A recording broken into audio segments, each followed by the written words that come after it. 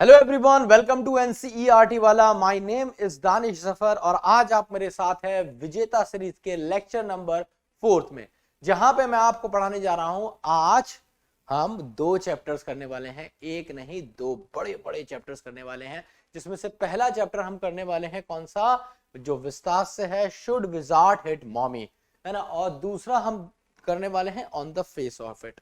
दोनों बहुत ही जबरदस्त लेक्चर हैं, आपके लिटरेचर में से हैं, कहानियां बहुत जबरदस्त हैं और कुछ ऐसा काम है जिसमें मुझे मजा भी आता है। इट्स वेरी सिंपल, आपको बताया कहानी में क्या बढ़िया सुनाता हूं आपको। तो हम सबसे पहली कहानी जो पढ़ने जा रहे हैं उसका नाम है शुड विजार्ड हिट मॉमी। तो मैं डिटेल में आपको एक एक चीज इसमें कराऊंगा। आपको देखने को मिलेगा इसमें इंट्रोडक्शन, जहां पे मैं आपको बताऊंगा ये बेसिकली है क्या, ठीक है। इसके बाद समरी भी मैं आपको कराऊंगा, इसके करेक्टर्स कराऊंगा, आपको थीम कराऊंगा, क्वेश्चंस दूंगा, प्रैक्टिस सेट आपको मिलेगा जहां पे बहुत सारे क्वेश्चंस होंगे डिटेल्ड में, जिसके आंसर्स आपके पास वहां पे लिखे हुए होंगे। आत्म तृप्त हो जाएगी आपकी। उसके बाद हम on the face of it करेंगे, उसका इंट्रोडक्शन देखेंगे, उसकी समरी देखेंगे, थीम देखेंगे, मेन कैरेक्टर स्केच और साथ ही साथ सारे क्वेश्चन आंसर भी उसके करेंगे। तो गाइस, सबसे इंपॉर्टेंट क्या है कि आप इस लेक्चर को मेरे साथ गहराई से समझिए। कुछ क्वेश्चंस मैं आपके साथ डिस्कस करूंगा, वहां से लेक्चर आपको और क्लियर होगा। और एकदम साफ सुथरा लेक्चर आपको कब होगा, जब आप इसके आंसर्स पे लगा लेंगे। जो बढ़िया बच्चे हैं और ज्यादा नंबर लेना चाहते हैं, है ना, बढ़िया तरीके से करना चाहते हैं, तो वो स्टोरी भी पढ़ सकते हैं। स्टोरी पढ़ के तो एक एक चीज ऐसी हो जाएगी आत्मा तृप्त। ठीक है, तो स्टार्ट करते हैं without wasting a single minute. Here we go, है ना। तो should wizard hit mommy, John Updike एक अमेरिकन नॉवेलिस्ट है, ठीक है। और ये एक ऐसा आदमी है जिसको भाई पुलिट्जर अवार्ड एक से ज्यादा बार मिला है। मतलब लोगों की जिंदगी में सपना होता है, मतलब ऐसे समझ लो कि कोई क्रिकेटर है और उसको ना एक बार वर्ल्ड कप जिताना है अपनी टीम को, समझ रहे हो। तो ऐसा वो शायद पूरी जिंदगी में एक बार कर पाए।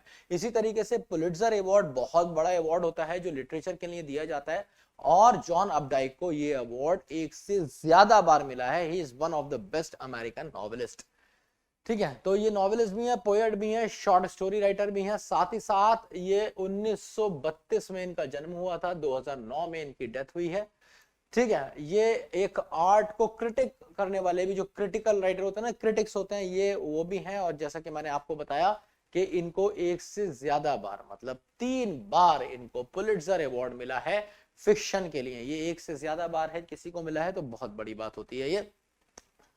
अच्छा, इन्होंने मोर देन 20 नॉवेल्स लिखे हैं और लगभग 12 के आसपास शॉर्ट स्टोरीज का कलेक्शन है इनका। पोइट्री भी इन्होंने लिखी है, लिटरेरी क्रिटिसिज्म में इनका बहुत अच्छा नाम है। साथ ही साथ चिल्ड्रंस की जो किताबें होती है ना अर्ली करियर की, वो भी, उसमें भी इन्होंने बहुत हेल्प करी है। अच्छा, अब बात करते हैं स्टोरी के बारे में। स्टोरी क्या है, देखो स्टोरी में ना क्या दिखाया गया है। स्टोरी में दिखाया गया है कि कितनी बार कॉन्फ्लिक्ट्स होते हैं, किसमें, पेरेंट्स में और चाइल्ड में। कितनी चीजें ऐसी होती है, कभी आपके मम्मी, कभी आपके पापा, है ना, पेरेंट्स आपके आपको समझाते हैं। ये भी हो सकता है कि उनके समझाने का तरीका ऐसा हो कि वो उस बात को आपसे कह ही ना पाए जो वो समझाने की कोशिश कर रहे हो, या आप तक वो बात पहुंचे ही नहीं। तो यहाँ पे ये भी दिखाया है कि कभी कभी पेरेंट्स और चिल्ड्रन के बीच में कॉन्फ्लिक्ट्स आ जाते हैं बहुत सारी चीजों को लेके, है ना। तो कभी कभी उसमें डिसाइड करना बहुत मुश्किल होता है कि यहाँ पे पेरेंट्स गलत हैं या फिर बच्चा गलत है ना। बच्चे की भी अपनी ईगो होती है ना, उसके भी अपने कुछ ड्रीम्स होते हैं, उसका अपना परसेप्शन होता है, जिस तरीके से वो जिंदगी को देखता है। पर माँ बाप ऑब्वियसली उससे बहुत ज्यादा जानते हैं, खासतौर से जब छोटा बच्चा होता है ना, माइनर होता है, तो माँ बाप बहुत ज्यादा जानते हैं। तो वो अपने एक्सपीरियंसेस के हिसाब से उसे सिखाने की कोशिश करते हैं। अल्टीमेटली होता क्या है, इसी वजह से कॉन्फ्लिक्ट्स आ जाते हैं। कॉन्फ्लिक्ट्स क्यों आते हैं, क्योंकि बच्चे समझ नहीं पाते एग्जैक्टली माँ बाप क्या कहना चाह रहे हैं, और इन द सेम मैनर माँ बाप भी बहुत बार नहीं समझ पाते कि बच्चे की प्रॉब्लम क्या है ना। तो यहाँ पे ना इसने, राइटर ने कुछ भी क्लियर नहीं करा है, एकदम क्लियर कट, बिल्कुल क्लीन आपको सब कुछ नहीं दिया है। एंडिंग ऐसी दी है जहां पे कुछ सवाल आपके लिए छोड़ दिए हैं, और रीडर खुद डिसाइड करेगा कि भाई कौन गलत है, पेरेंट्स गलत है या बच्चा गलत है, बच्चा क्या सोच रहा है। तो ये सब आपके ऊपर उसने छोड़ दिया। एक नजर डालेंगे इंट्रोडक्शन पे। तो about the world view of a little child, के दुनिया को एक छोटा बच्चा कैसे देखता है, इसके बारे में। एंड वो डिफिकल्ट मॉरल क्वेश्चंस पूछता है। जैसे फॉर एग्जांपल, जब मैं छोटा था और मतलब ग्रो हो रहा था, ऐसी 6-7 साल का था। तो मेरे दिमाग में भी और सबके दिमाग में ऐसे बहुत सारे क्वेश्चंस आते होंगे, ठीक है। फॉर एग्जांपल मुझे तो रिलीजन से रिलेटेड इतने क्वेश्चन आते थे, मैं सोचता था मेरे घर वाले कहते दुआ मांगो ये मिलेगा, बेटा दुआ करा करो, दुआ से ये मिलेगा। मैंने कहा दुआ से कहाँ मिला है, मैं दुआ मांग लेकर एकदम जो मुझे चाहिए कहाँ मिला है, अरे मिलेगा मिलेगा, सब्र करो, कितना सब्र करूं, मैं तो रोज मांग रहा हूँ, मिल नहीं रहा है ना। तो अल्टीमेटली ये क्या है, ये मॉरल क्वेश्चंस हैं जो हमारे आगे बार बार रेस होते हैं, ठीक है। अब बढ़ते हैं हम आगे। The story revolves Jack. Jack जो है ना ये प्रोटोगोनिस्ट है, मतलब मेन कैरेक्टर है, प्रोटोगोनिस्ट है, हीरो ऑफ द स्टोरी है। इसकी एक छोटी सी बेटी है, वैसे तो इसके 2 बच्चे हैं, लेकिन इसकी एक छोटी सी बेटी है जो जो दूसरी मेन कैरेक्टर है, जिसका नाम है जो। और जैक की एक कहानी है कि वो हर दिन जैक की एक आदत है कि वो हर दिन अपनी बच्ची को एक कहानी सुनाता है शाम को। सैटरडे में भी अक्सर ये ऐसा करता है। और कहानी कुछ ऐसी नहीं होती है कि हर बार नई कहानी सुना रहा है, एक जैसी कहानी होती है, एक ही तरीके से चलती है वो, है ना। बस उसमें थोड़े थोड़े कैरेक्टर चेंज कर देता है, हर कैरेक्टर का नाम कभी रॉजर स्क्वायर कर देता है, ठीक है, कभी रॉजर स्कंक कर देता है, कभी रॉजर फिश कर देता है। तो मतलब ये समझ लो कि रॉजर नाम का एक क्रिएचर होता है ना, जिसके बारे में कहानी होती है। और रॉजर को कभी वो बताया था कि भाई रॉजर मछली थी, कभी बताता है स्कंक था, ठीक है, इस तरीके से वो कुछ भी बता देता है ना। कभी बताया स्क्वायरल थी, रॉजर स्क्वायरल थी, मतलब वो बताता है कि स्टोरी में क्या होता है, एक क्रिएचर होता है जिसका नाम रॉजर होता है, वो मछली भी हो सकता है ना, अलग अलग कहानी में वो अलग अलग होता है। और उसकी एक प्रॉब्लम होती है, उस प्रॉब्लम के लिए वो एक जादूगर के पास जाता है, और जादूगर क्या करता है, जादूगर उसको ठीक कर देता है, उसकी उस प्रॉब्लम को ठीक कर देता है, और स्टोरी यूजुअली खत्म हो जाती है। पर ये जो कहानी उसने सुनाई है इसमें ऐसा नहीं हुआ है, जादूगर ने ठीक तो कर दिया है पर कहानी तभी भी खत्म नहीं हुई है। तो आइए देखते हैं कि क्या हुआ है कहानी में, ठीक है। तो यहाँ पे यही चीजें हैं। अच्छा, इस वाली कहानी में कुछ हुआ ऐसा है कि प्रॉब्लम सॉल्व नहीं हुई है, विजार्ड जो कि जादूगर है वो क्या करता है, वो प्रॉब्लम सॉल्व तो कर देता है पर तभी भी प्रॉब्लम बंदे की जिंदगी में रहती है, ठीक है। उस पर बहुत सारे सवाल इसकी बेटी इससे पूछती है। एक टाइम पे आके ये जैक जो है ये क्या हो जाता है, फ्रस्ट्रेट हो जाता है। जैक की एक छोटी सी फैमिली है, एक बीवी है जिसका नाम है क्लैर, यहाँ पे दे रखा है क्लैर इसकी बीवी का नाम है, ठीक है। और ये प्रेग्नेंट है, तीसरा बच्चा इसके, मतलब ये प्रेग्नेंट है तीसरे बच्चे से, और जो दूसरा बच्चा है इसका वो अभी बहुत ज्यादा छोटा है, ठीक है। बॉबी नाम है, तो एक का नाम है जोएन, मतलब जिसको जो कहते हैं, इसी को ये कहानी सुनाता है। दूसरा बॉबी है, इसका बहुत ज्यादा रोल नहीं है, ठीक है, सही है। तो ये सारी चीजें मैंने आपको एक्सप्लेन करी दी हैं, एक बार हम समरी देख लेते हैं। तो द स्टोरी रिवॉल्व्स अराउंड, आप एक बार नजर डालते रहेंगे इस पे, अपनी नजर से भी 10 सेकंड के लिए नजर डाल दीजिए वीडियो को पॉज करके, उसके बाद मैं आपको एक एक चीज एक्सप्लेन करूंगा।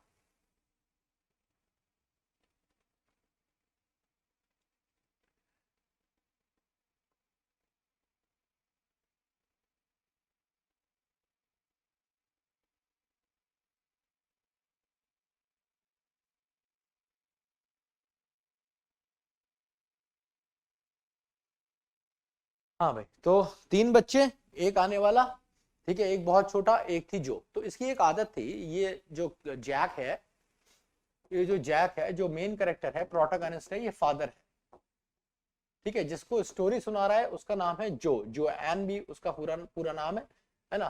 तो जो, और जो कौन है, एक डॉटर है इसकी 4 इयर्स की, 4 इयर्स की डॉटर है। इसको ये कहानियां सुना रहे कब से, जब से ये 2 साल का है, मतलब जब से ये 2 साल की थी। और क्लैर इसकी वाइफ है।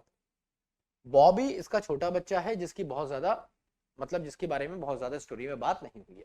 तो बेसिकली ये 3 मेन कैरेक्टर है जिन पे आपको फोकस करना है, ठीक है। तो ये जैक फादर कहानी सुनाता है अपनी बेटी जो को।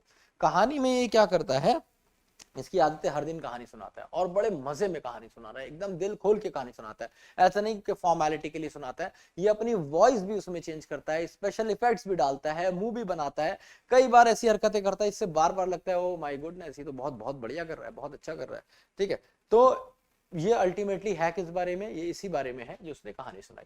तो you to tell story so that she can fall asleep, तो जल्दी से वो सो जाए इसलिए स्टोरी सुनाता है। एक ये इसने ट्रेडिशन से बना ली है कि हर रात उसे स्टोरी सुनानी है ना। बेड टाइम स्टोरीज होती हैं, बहुत इंटरेस्टिंग स्टोरीज होती हैं, ठीक है। Just a second please. तो भाई बढ़िया स्टोरीज होती हैं, सारी बेड टाइम स्टोरीज होती हैं, जैसे आपने देखा होगा स्कूल आपको दादी कहानी सुनाती है, नानी कहानी सुनाती है। इन द सेम मैनर यहाँ पे स्टोरीज जैक अपनी बेटी को सुनाता है जो 4 साल की है। और इसमें स्टोरी में बहुत छोटे छोटे डिफरेंसेस होते हैं, जैसे हर स्टोरी में वो एक एनिमल, एक क्रिएचर को लेता है जिसका नाम रॉजर है। अब कभी वो रॉजर क्या होता है, कभी वो रॉजर फिश होता है ना, कभी वो रॉजर आउल होता है ना, कभी वो रॉजर स्क्वारल होता है, कभी वो रॉजर स्कंक होता है। Roger goes to a wizard, और इसको ना इस जानवर को, इस क्रिएचर को हर जगह, मतलब हर कहानी में एक दिक्कत होती है किसी भी तरह की। तो वो क्या करता है, उस दिक्कत को लेके एक विजार्ड के पास जाता है। विजार्ड का मतलब होता है जादूगर। और विजार्ड क्या करता है, वो जो होता है ना आब्राकडाब्रा, ठीक है, जय काली कलकत्ते वाली तेरा वचन न जाए खाली, ऐसा कुछ करके कुछ भी उस पर क्या करता है, कुछ कास्ट करता है, स्पेल कास्ट करना है ना। तो कास्ट स्पेल का क्या मतलब होता है, वही आब्राकडाब्रा ऐसा कुछ वर्ड्स बोलना in exchange for a free service. और यूजुअली ये सर्विस वो फ्री देता है और प्रॉब्लम सॉल्व कर देता है, ठीक है। और इस तरीके से जो कहानी होती है वो खत्म हो जाती है। So the name of the story makes it more interesting. अब यहाँ पे नेम बहुत जबरदस्त है। जब तुम्हें ये पता चलेगा ना, इतनी बात पता चलेगी, तो तुम कहोगे यार विजार्ड ने मम्मी को क्यों मारा, और मम्मी को क्यों मारना चाहिए या नहीं मारना चाहिए। तो ये बड़ा इंटरेस्टिंग टाइटल उसने दिया है ना। तो in the same manner, Joe is growing up and has started to develop her sense. She is making more sense now and her frequency of asking questions has increased a lot. तो अब सवाल, जब बच्चा छोटा होता है सवाल नहीं सुनता, आप उसे कुछ भी सुनाओगे वो सुनता रहेगा। जब वो बड़ा होता है तो वो एक्सप्लोर करता है और उसका अपना एक परसेप्शन बनता है। वो खुद भी तो चीजों को देखता है, लोगों को देखता है, उसके अपने एक्सपीरियंसेस होते हैं। उनके बेसिस पे जब भी आप उसे कोई बात बताते हैं तो वो उसे अच्छी या बुरी लग सकती है, आधी समझ आ सकती है, आधी समझ में नहीं आ सकती। तो उस पे वो आपसे सवाल करता है। सेम हैपेंस विद जो। तो जो अपने फादर से अब क्वेश्चंस पूछने लगी है स्टोरी के बीच में, और यही दिक्कत शुरू हो जाती है, ठीक है। तो as per the story should wizard and mommy, Jack told the story of a skunk. अब यहाँ पे वो एक स्कंक की कहानी सुनाता है। स्कंक भी एक तरह का जानवर होता है, ठीक है। तो इसकी प्रॉब्लम क्या है कि इसके पास से बदबू आती है, बहुत तेज स्मेल आती है, जिसकी वजह से इसका कोई भी फ्रेंड है ना, कोई भी रिलेटिव, इसके जो क्लासमेट्स है जो भी है, कोई इसके साथ खेलता नहीं है, इससे दूर भागते हैं सब। इसका कोई फ्रेंड नहीं है क्योंकि इसके पास बहुत बदबू आती है। तो ये क्या सोचता है, ये अपने बदबू को दूर कराने के लिए पहुंच जाता है विजार्ड के पास, ठीक है। स्टोरी में जैक बता रहा है जो को कि ये जो स्कंक है इसके पास से बहुत बदबू आती है और इस वजह से इसको बहुत दिक्कत होती है, ठीक है। तो विजार्ड के पास जाता है कि भाई इसका सोल्यूशन दे दो। और as no one was coming closer to him, इसके पास कोई नहीं आता, इसके साथ कोई खेलता नहीं है। तो वही बच्चों वाली प्रॉब्लम दिखाई है कि बच्चों के साथ अगर कोई नहीं आया, उनके साथ कोई खेले नहीं, तो उन्हें बड़ा दिल टूटा सा लगता है। सेम यहाँ पे स्कंक को भी लगता है। तो फिर उसके बाद ये इससे पूछता है विजार्ड, अच्छा एक बात बताओ, तुम्हारे पास से बदबू आती है, ठीक है, तुम्हारी बदबू हम दूर कर देंगे। अच्छा ये बताओ कैसी खुशबू चाहिए तुम्हें, कैसी स्मेल चाहिए। तो ये बताता है मुझे रोजेस वाली स्मेल चाहिए। तो विजार्ड क्या करता है, इसको रोज वाली स्मेल देता है, ले भाई रोज वाली स्मेल। ये खुश हो जाती है, ये खुश हो जाता है ना। Cast smell Roger makes him smell like roses, तो रोजेस की तरह स्मेल करने लगता है। The skunk then return to his mom, और ये वापस अपनी मॉम के पास जाता है खुशी खुशी, मम्मा देखो मेरे पास से तो खुशबू आ रही है, वो भी किसकी, रोजेस की आ रही है ना। अब जब ये वाली बात जो सुनती है, जो कौन है, जैक की बेटी, तो जब बेटी सुनती है पापा से ये वाली कहानी, तो द स्टोरी, तो उसको लगता है ओहो खत्म हो गई होगी स्टोरी, क्योंकि हमेशा ऐसी होता है, कुछ प्रॉब्लम होती है विजार्ड के पास जाता है, विजार्ड सॉल्व कर देता है। लेकिन इस बार कहानी खत्म नहीं हुई है। कहानी खत्म क्यों नहीं हुई, हम आगे जानेंगे, है ना। Should without it mommy suggest that how the mommy skunk reacted to the smell of roses, है ना। अभी तो कहानी शुरू हुई है ना। यहाँ पे हुआ क्या, प्रॉब्लम खत्म हो गई और वो मम्मी के पास गया, उसने मम्मी को बताया कि मेरे पास से स्मेल आ रही है ना। बट मम्मी यहाँ पे बिदक गई, मम्मी ने कहा ये किसने करी है, ठीक है। तो for her the skunk smell was normal, है ना, and she found her son smelled horrible. तो होता क्या है कि मम्मी के लिए वो वाली जो स्कंक वाली जो स्मेल थी वो उनकी पहचान थी, वो उसकी ओरिजिनलिटी थी उसके बच्चे की, ठीक है। तो मम्मी कहती है, मम्मी का ऐसा सोचना है कि भाई ये तुम्हारी स्मेल है और ये तुम अजीब सा स्मेल कर रहे हो, ये क्या तुम गंदी सा स्मेल कर रहे हो, ठीक है। उसको रोज की स्मेल अच्छी नहीं लगती क्योंकि उसके लिए वो स्कंक वाली स्मेल ही नेचुरल होती है। हर मदर बिकम्स इन्फ्यूरिएटेड, गुस्सा आ जाता है उन्हें बहुत ज्यादा, और वो कहती हैं कि तूने ये क्या करवा लिया ना।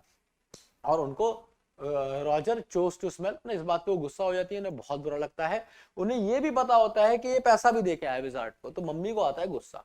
तो she ordered her to return to normal, और वो उससे कहती है कि भैया है ना, शी ऑर्डर्ड स्कंक कि भैया तुम वापस उसी बदबूदार स्मेल में आओगे।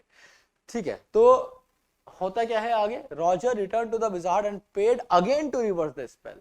ठीक है, द स्टोरी एंडेड। अब ये इतना आसानी से नहीं होता, तो ना फिर मम्मी चल जाती है विजार्ड के पास। मम्मी जाती हैं रॉजर स्कंक अपने बेटे के साथ उस विजार्ड के पास जिसने इसे खुशबू वाली, जिसने इसे रोजेस वाली स्मेल दी है, और जाके एक लगाती हैं विजार्ड के और इससे कहती हैं इसको चेंज कर। ठीक है, इसको दोबारा बदबूदार बना, और उसको दोबारा बदबूदार बना देती हैं। दोबारा बदबूदार बना देती है मतलब वैसी जो उसकी नॉर्मल स्मेल होती है वो वाली स्मेल में वो वापस आ जाता है। वापस आ जाता है वो वाली स्मेल में, तो होता क्या है भाई, अब क्या होगा। ठीक है, स्कंक को तो बिल्कुल अच्छा नहीं लग रहा, पर मम्मी बहुत खुश है। ये बात और ये एंडिंग होती है स्टोरी की। अब जब ये एंडिंग होती है स्टोरी की, जो को समझ में नहीं आता, इसलिए जो कहती है कि ये तो गलत करा मम्मी ने, ये कैसी माँ है। ठीक है, तो इसीलिए वो सवाल करती है कि ये उल्टा विजार्ड को मारना चाहिए, विजार्ड उल्टा मारे मम्मी को और रोजेस वाली स्मेल रहने दे, क्योंकि मम्मी अपने बच्चे के साथ गलत कर रही है। भाई तुम्हें क्या दिक्कत है अगर उसके पास से रोजेस वाली स्मेल आ रही है। ये बात जो को समझ में नहीं आती और वो समझ ही नहीं पाती। इस पे काफी देर बहस होती है, किसकी, पापा की और बेटे की, मतलब जो और जैक की। काफी देर इस पे बहस होती है कि कौन सही है। वो उसको समझाने की कोशिश भी करता है छोटे छोटे एग्जाम्पल देके।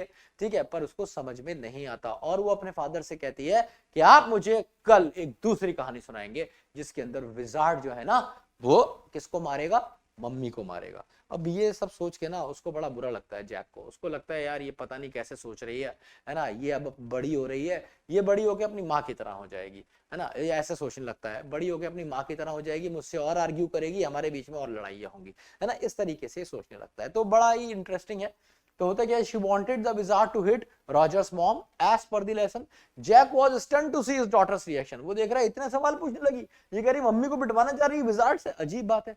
ही was stunned to find out that Jo did not like the ending and wanted her father to change it. अब वो बार बार उसको, मैंने बोला ना बहस होती है, बार बार वो इसको बोलती है कि इसको चेंज कर दो, स्मेल इसकी वही वाली करो, रोजेस वाली। She wanted the wizard to hit the skunk's mother, कि भाई वो मम्मी को मारे, स्कंक की मम्मी को मारे। क्यों? As she was no one to tell him to reverse his smell. तो भैया बदबू तुम्हारे पास से थोड़ी आ रही है, बच्चे के पास से आ रही है, बच्चा उसके साथ नहीं रहना चाह रहा तो क्यों फोर्स कर रही हो। आगे चीज क्या है, As per the chapter, should wizard hit mommy, Jack was disappointed by the sudden change in Joe। तो जैक जो होता है ना वो एकदम सरप्राइज हो जाता है कि यार अब बच्ची बड़ी होती है यार, तो देखो चेंज तो आता है, 4 साल का बच्चा अच्छा खासा हो जाता है ना। तो यहाँ पे ये फादर जो है एक्सेप्ट नहीं कर पा रहा बच्चों के अंदर आते हुए चेंज, है ना, उसको समझ नहीं आ रहा कि बेटी को कैसे हैंडल करना है। आगे क्या है, he told him to go back to her room और else she will get a good beating from him। तो ये क्या है, तो अब उसके बाद ना ये इसे कहानी वहानी सुना देता है।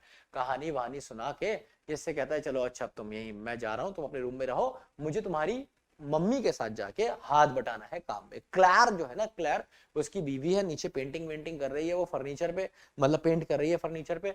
तो ये वहां नीचे जाने लगता है, तो इसको आवाज आती है कि इसकी बेटी उठ के आ रही है। इससे गुस्सा तो आ रहा होता है, ये बोल देता है कि थप्पड़ वप्पड़ पड़ जाएगा, जाके सो जाओ। ठीक है, जैसे अक्सर फादर बोल देते हैं, मम्मी बोल देती है गुस्से में, तो ये इसको बोल देता है कि भाई he told to go back to her room और else she will get a good beating, कि मैं थप्पड़ मार दूंगा तुम्हारे, नहीं तो जाके तुम सो जाओ, आवाज नहीं आनी चाहिए। The girl was utterly disappointed. और इससे तो सीधी बात है, भाई बोल दोगे तो बच्ची को तो बुरा लगेगा ही। ठीक है, आगे बढ़ते हैं। तो the conclusion of the story is that parents were unable to make the child understand what the story meant. है ना भाई, तुम अगर मुझे कोई कहानी सुना रहे हो, अगर तुम मुझसे ये कह रहे हो, मैं पेरेंट्स के बारे में बात कर रहा हूँ यहाँ पे, अगर कोई पेरेंट मुझसे कुछ ऐसी चीज बता रहा है जो मुझे समझ में नहीं आती, मैं अगर अपना एग्जाम्पल लूं, मुझे भगवान खुदा नहीं आता था समझ में, है ना, कैसे आएगा, दिखता तो है नहीं, तो तुम्हारे पास एक ऐसा तरीका होना चाहिए जिससे तुम्हारा बच्चा इस चीज को समझ सके। और अगर नहीं समझ सकता तो आप उसे फोर्स नहीं कर सकते, because you do not have, आप उसको मार नहीं सकते, आप उसको पीट नहीं सकते चीजों के लिए, बिकॉज वो बहुत छोटा है। अगर आप उसे अभी से इन चीजों पे करोगे, ही और शी माइट लर्न वायलेंस, है ना, और जो सबसे बुरी चीज होती है। तो आगे क्या होता है, ऑन दी अदर हैंड, मतलब इतने छोटे बच्चों को बीटिंग देना तो बहुत ज्यादा गलत है ना, या फिर वो भी ऐसी बात पे। ठीक है, खैर, on the other hand the parents were unable to understand why the child wanted the wizard to hit the skunk's mother। अब सीधी सी बात ये भी है कि जो फादर है, जो जैक, वो भी ये बात नहीं समझ पाया, भैया तुम ये क्यों बोल रही हो, और तुम्हें समझ में नहीं आ रहा है कि जो मम्मी ने किया होगा उसके नहीं सही किया होगा, है ना।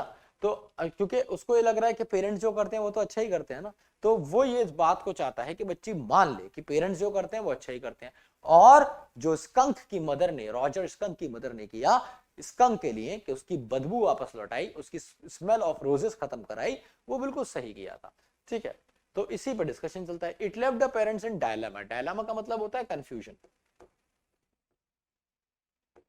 तो भैया बेचारा ये कंफ्यूजन में आ गया। They could not decide what to do. The chapter should wizard hit on me will help you understand the dilemma and realize how children grow up fast to analyze more and ask more questions, है ना।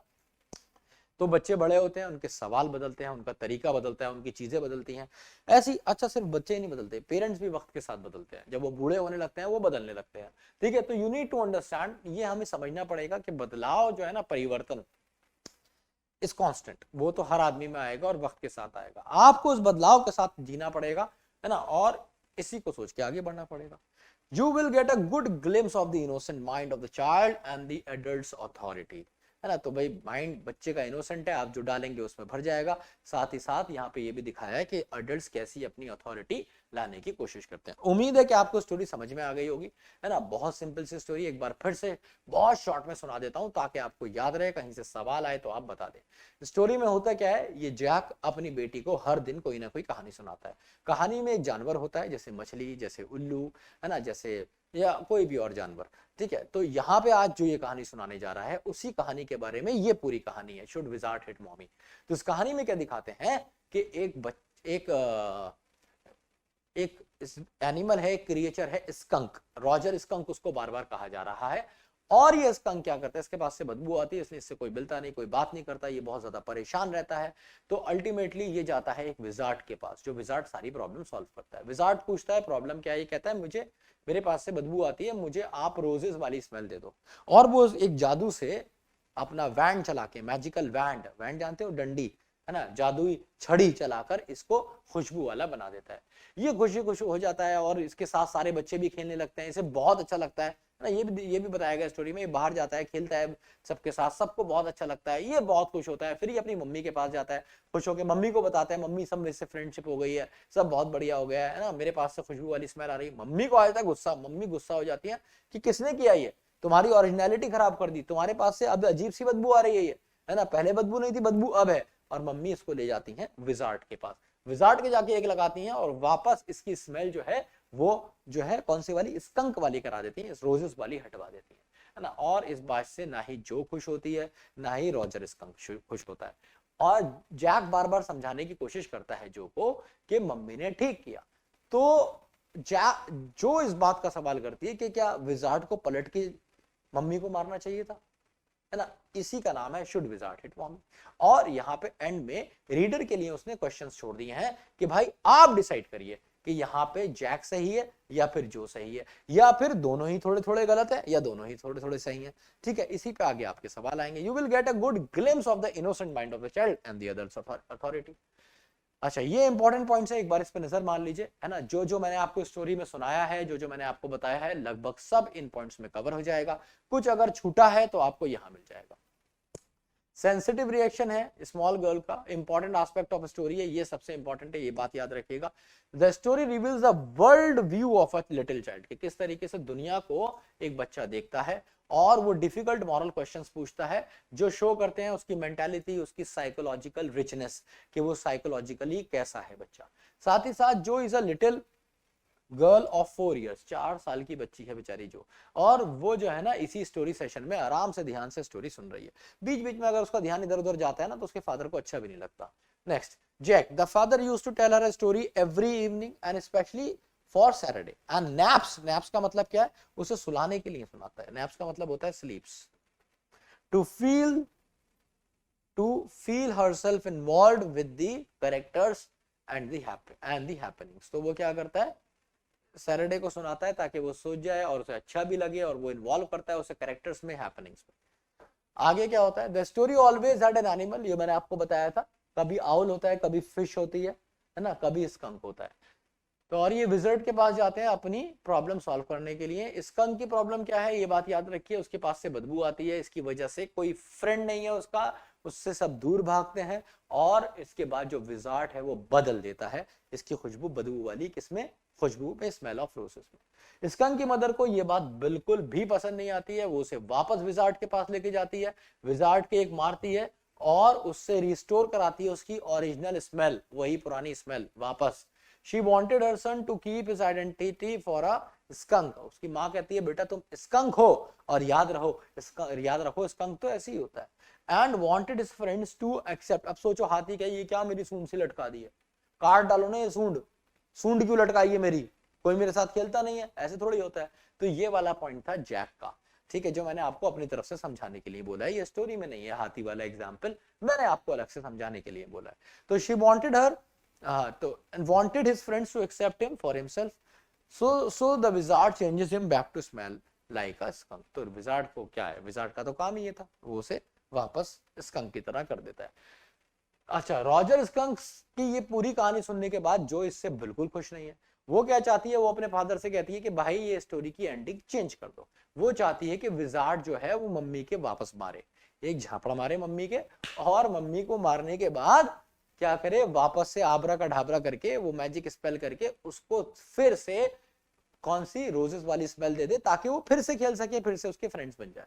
ठीक है, तो Roger बीविच her father was not ready to establish authority. लेकिन Jack इस बात पे तैयार नहीं होता है। जैक कहता नहीं, एंडिंग तो यही रहेगी।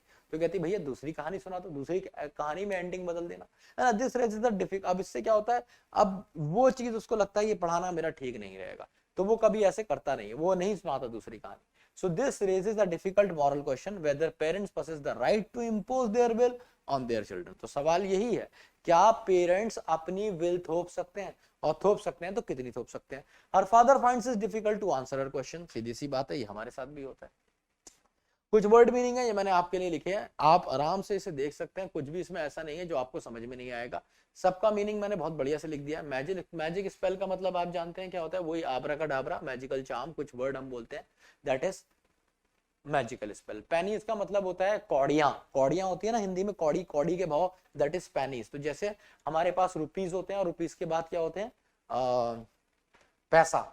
तो पैनीज इज बेसिकली वो पैसा होता है। सपर क्या होता है, लास्ट मील होता है बेसिकली। इसे आप डिनर भी कह सकते हैं, पर ये थोड़ा सा इनफॉर्मल होता है। जैसे रात को सोने से पहले मैं क्या करता हूँ, एक ग्लास दूध पी लेता हूँ, तो वो मेरा क्या हो जाता है, सफर समझ सकते हैं आप उसमें। ठीक है, फैटीगिंग का मतलब होता है कुछ ऐसा जो आपको थका दे, फैटिकिंग, थकाने वाला। राइट आपको पता ही होगा, सोशल कस्टम, ये सारी चीजें। फ्यूटाइल का मतलब होता है जो किसी काम का ना हो, पॉइंटलेस। शोन शाइन की सेकंड फॉर्म है, थर्ड फॉर्म भी यही है। Skunk small cat sized animal है ना, ये एक बार गूगल कर देना स्कंक, क्योंकि ये इंडिया में ऐसा कॉमनली दिखता नहीं है कुत्ते बिल्ली की तरह। तो मैं आपको क्या बताऊं स्कंक क्या होता है, इसलिए आप जाएंगे एक बार स्कंक को आप गूगल जरूर करेंगे, ताकि आप और इमेजेस में जाके देख लेंगे स्कंक कैसा होता है। ठीक है, स्टर्ड मूव और cause to move slightly. Stir का मतलब होता है ऐसे, ये स्टिर, मैं ये मेरे पास मान लो बॉटल है, ये मैं ऐसे स्टिर कर रहा हूँ, हिलाना, मूव करना। ठीक है, that is stir. Word meaning हो गए भाई, आगे चलते हैं। कुछ और वर्ड मीनिंग है, एक बार इस पर ध्यान दीजिए, मैं एक्सप्लेन कर दूंगा।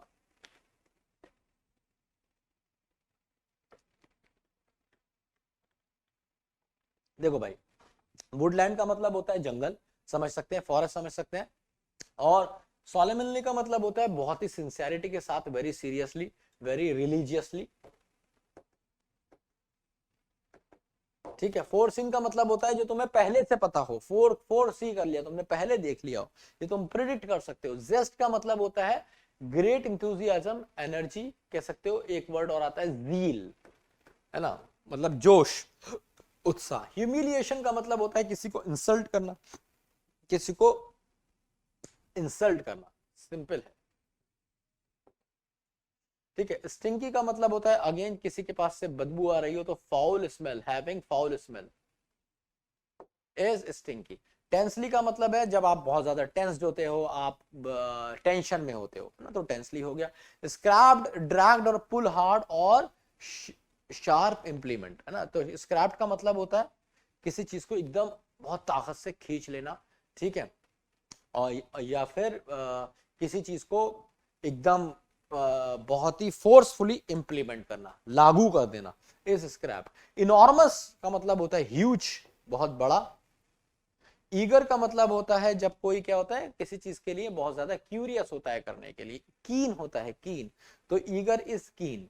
नरेटिव का मतलब तो आपको पता ही है, स्वैम का मतलब होता है एक ऐसा एरिया जो कि नीचे हो, है ना, और अनकल्टिवेटेड हो, उसको उगाया नहीं गया। स्वैम्प आप ये भी कह सकते हैं, बेसिकली कीचड़ वाला एरिया को भी कह सकते हैं। Area of low lying uncultivated ground where water collects a bog और मार्श। मार्श क्या होती है? कीचड़, है ना, या कहीं पे गाद सी बन जाती है, बहुत टाइम से मिट्टी पड़ी है, पानी पड़ी है, वो गल गई वहां की जमीन, तो डेट इज कॉल्ड स्वैम्प। तो आप दलदल समझ सकते हैं स्वैम्प। फिर कुछ और वर्ड है, वर्ड्स बहुत सारे हैं इसलिए मैंने सारे ही लिख दिए हैं। ये वर्ड मैं क्यों दे रहा हूं जानते हो? इसलिए दे रहा हूं ताकि कोई भी बच्चा अगर स्टोरी पढ़ता है और स्टोरी पढ़ने में उससे कोई दिक्कत आती है, वर्ड समझ में नहीं आते, तो तुम्हें याद आएगा टाइगर जिंदा है, ये पीपीटी जिंदा है, यहां से आके देख लोगे। तो क्रिक है स्मॉल, क्रिक का मतलब क्या होता है? एक छोटी नदी।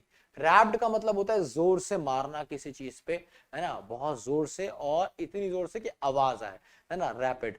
तो रैपिड का मतलब रैप्ड का मतलब क्या होता है? किसी चीज को जोर से मारना, ठीक है। खासतौर से इसलिए जैसे मैं क्या करूं, रैप, ये मैं रैप कर रहा हूं आपकी अटेंशन अपनी तरफ लाने के लिए, that is called rap. Relapse का मतलब होता है किसी चीज को दोबारा से मतलब किसी चीज को उस बदतर हालत में ले जाना, रिलैप्स हो गई। जैसे फॉर एग्जांपल मेरे चोट लग गई और मैं दवाई ले रहा था, मैंने 2 दिन दवाई ली और 2 दिन के बाद मैंने दवाई नहीं ली और उस चोट पे मेरा कई बार पानी लग गया, गर्मियों का मौसम था भाई, चोट सड़ने लगी, तो मैंने क्या कर दिया, उसे रिलैप्स कर लिया, रिटर्न टू लेस एक्टिव और वर्सन स्टेट, खराब स्टेट में पहुंचा देना। कर्टली मतलब रूडली। सिल का मतलब क्या होता है? कर्टली तो आपको पता है रूडली होता है, बहुत कॉमन वर्ड है। सिल का मतलब क्या होता है? सिल का मतलब होता है शेल और स्लैब ऑफ स्टोन, वुड और metal at the foot of a window opening और डोरवे, ठीक है। तो क्या होता है ना, सिल, जैसे मान लो ये विंडो है, तो यहां पे एक सिल लगी होती है, उस सिल का क्या काम होता है? ये बेसिकली या तो लकड़ी की होती है या फिर स्टोन की होती है या फिर मेटल की होती है, और ये ओपनिंग पे रखी होती है, डोर पे लगी होती है, डोर पे। तो इसका काम क्या होता है? पार्टीशन का काम समझ लीजिए, है ना, डोर को 2 पार्ट में बांटता है, ये बंद होने से भी रोकता है, ठीक है। क्लेंच्ड का मतलब क्या होता है? Close in a tight ball. Clenched का मतलब होता है यूं बंद कर देना, किसी टाइट बॉल में सब तरफ से घेर के बंद कर देना, क्लेंच। इन्फेंटाइल मतलब इन्फेंट से बना है, इन्फेंट कौन होता है? बच्चा, तो चाइल्डिश हो जाएगा। स्क्रंचिंग का मतलब होता है जोर से एक आवाज निकालना, ऐसी आवाज जो किरकिरी आवाज हो, किरकिरी, जैसे कुरकुरे खाते हो ना, तो कैसी आवाज आती है? स्क्रंचिंग आवाज आती है, दैट इज जो क्रंची हो। वाइनिंग का मतलब होता है क्राई करना, हाई पिच में रोने के लिए, है ना, या जैसे तुमने देखा होगा ना, अक्सर जो बच्चे करते हैं, क्योंकि लड़कियां ज्यादा करती हैं, है ना, रोते बोलते बोलते रहते हैं ना, जैसे तुमने मेरे साथ ऐसा किया, मैंने तुमसे इतना प्यार किया, तो तुम मेरे मैसेज का रिप्लाई भी नहीं कर रहे हो, दैट इज वाइनिंग। ये करके दिखाना पड़ रहा है यार, अब तुम वाइनिंग कभी नहीं बोलोगे, है ना, तो दैट इज वाइनिंग।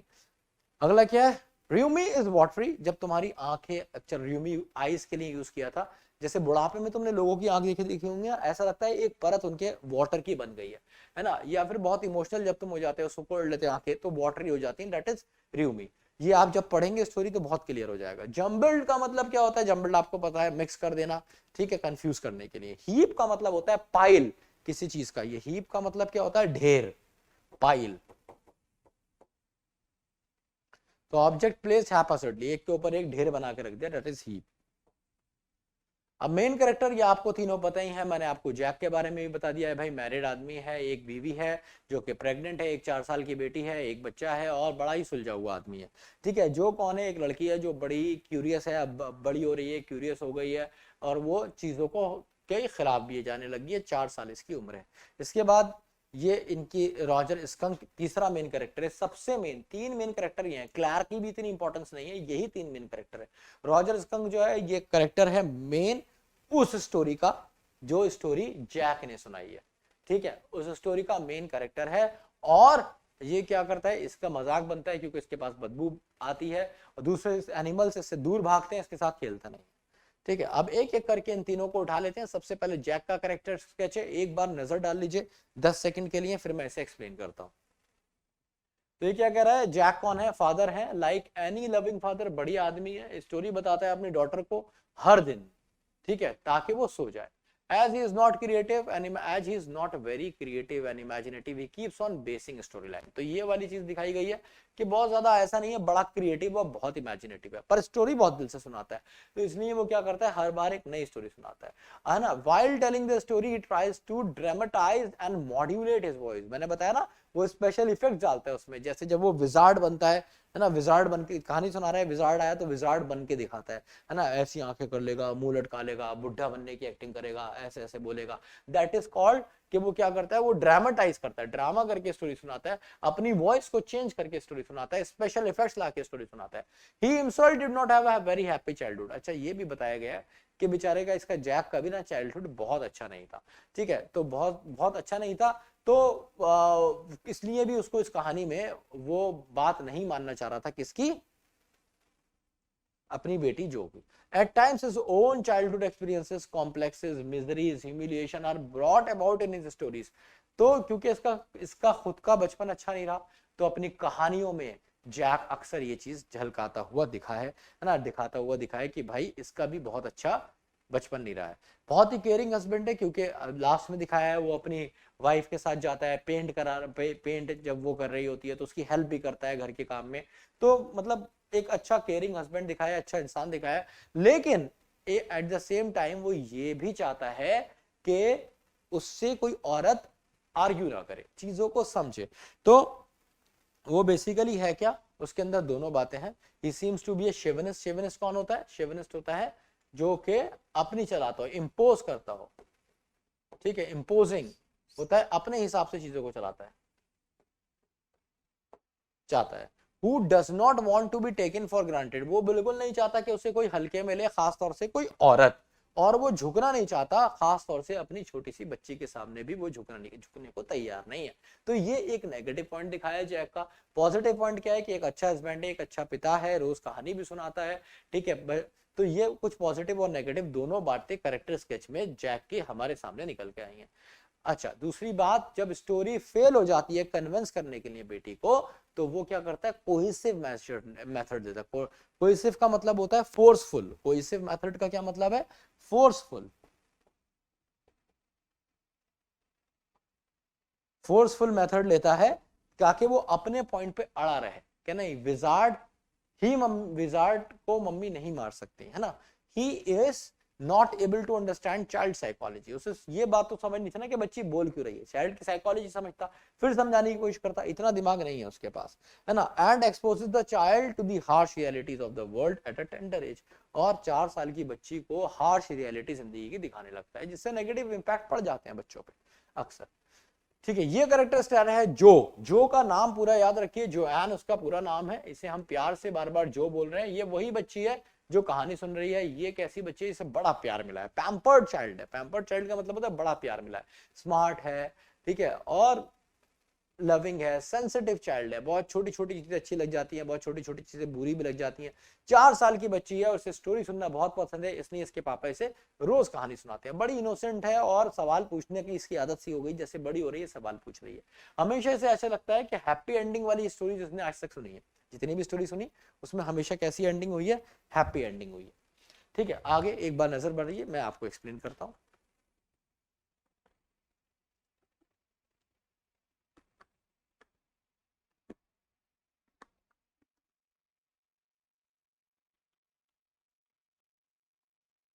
अच्छा अब होता क्या है कि ये बड़ी स्वीट दिखाई है, छोटा बच्चा है वो उसी हिसाब से, उसे वही वाली दुनिया अच्छी लगती है, मैजिक वैंड वाली, फेरीज वाली, है ना, जो कहानी हम सुनते थे, तो हमें वही वाली दुनिया ज्यादा अच्छी लगती है। और ये अभी तैयार नहीं है किसके लिए, जो जिंदगी के कड़वे सच है, हार्श रियलिटीज ऑफ लाइफ है, कड़वे सच के लिए तैयार नहीं है। उसको बड़ा दर्द होता है रॉजर स्कंक के बारे में, जब उसके रॉजर स्कंक के फ्रेंड जो है ना उसको रिजेक्ट कर देते हैं, उससे बात नहीं करते क्योंकि उनके पास से बदबू आती है।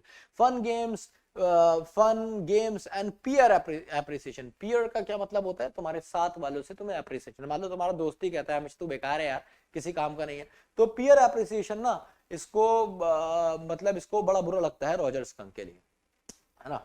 तो appreciation mean much to her, उसके लिए बहुत इंपॉर्टेंट है कि लोग उसके बारे में क्या सोचते हैं, उसके खुद के फ्रेंड्स इसके बारे में क्या सोचते हैं। दूसरी बात, वो जो भी क्वेश्चन करती है ऐसा नहीं है कुछ भी सवाल करिए, उसका सवाल लॉजिकल है, उसका सवाल आर्गुमेंटेटिव है, भाई क्यों, उसका जवाब देना चाहिए था। आगे क्या होता है, she has her own mind and can not accept that mothers can be so cruel as to hurt their children.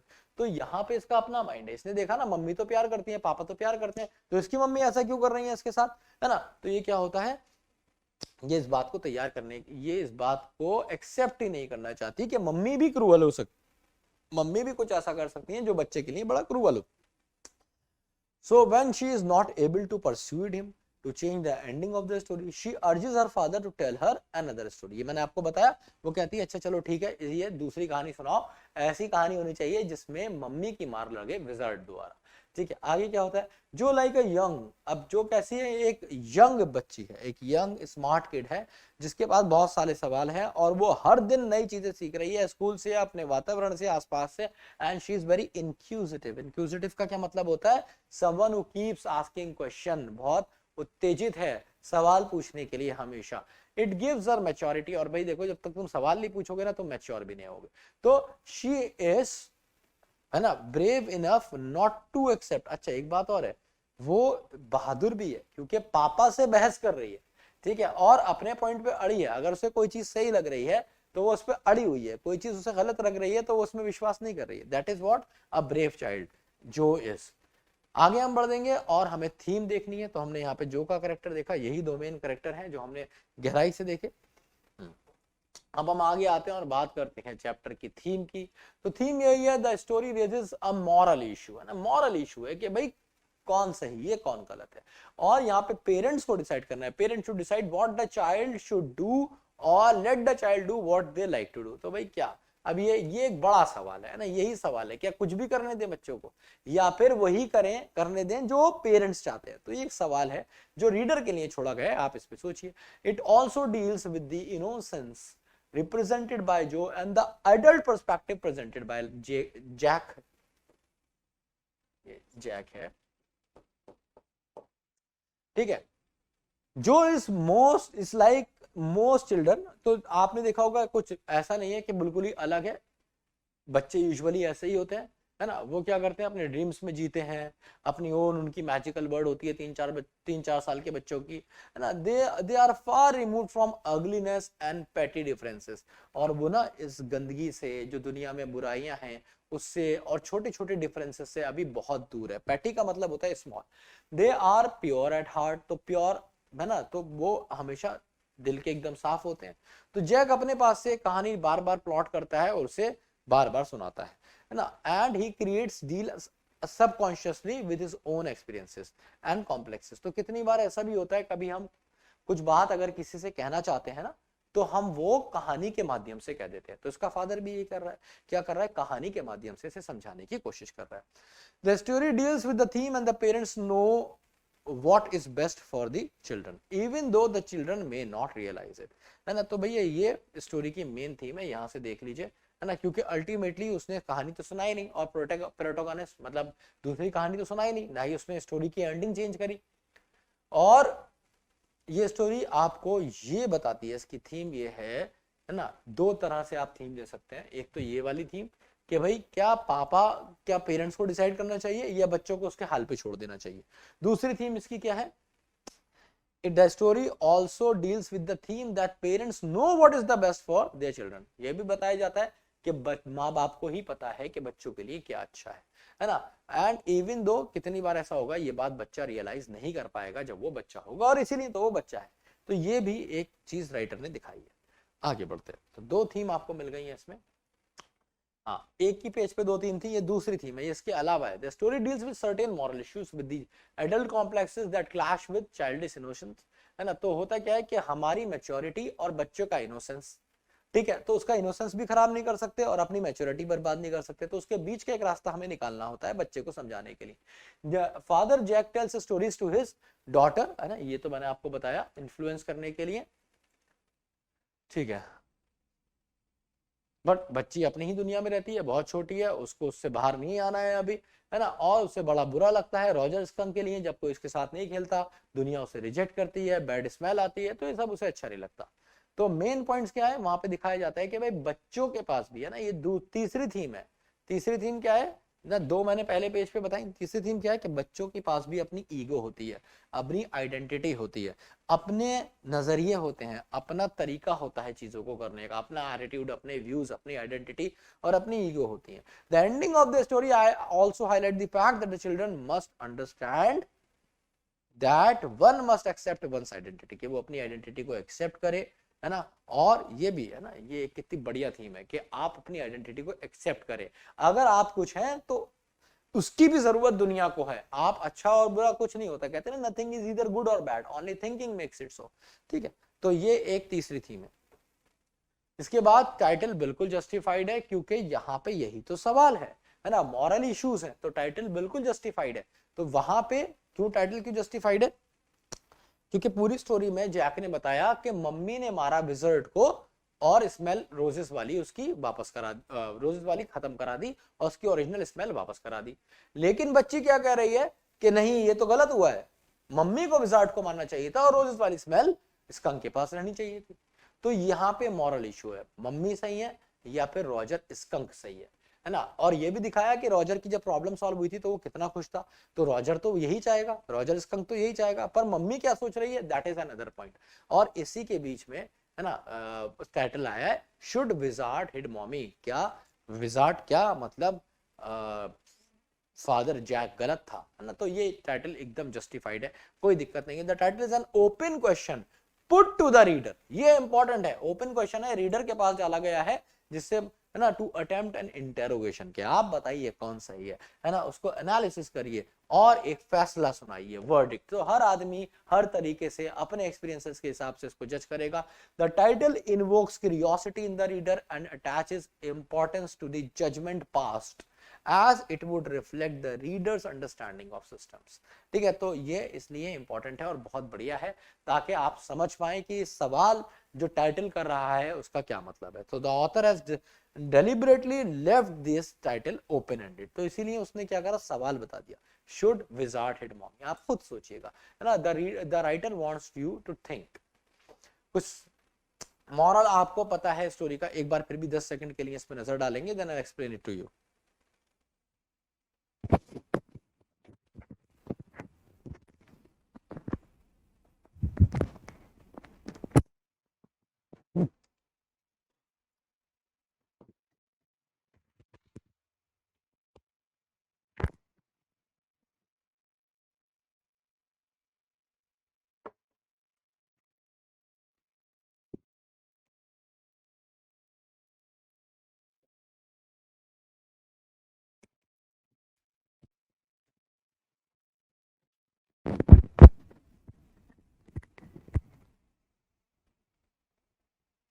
हाँ भाई, तो अब होता क्या है, the story should not hit mommy addresses important moral issues. Moral issues बताता है, नैतिक चीजों पे सवाल उठाता है।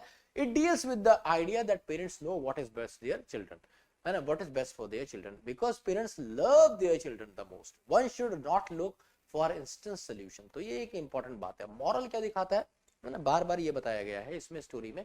इसीलिए विजार्ड ने क्या किया, मम्मी को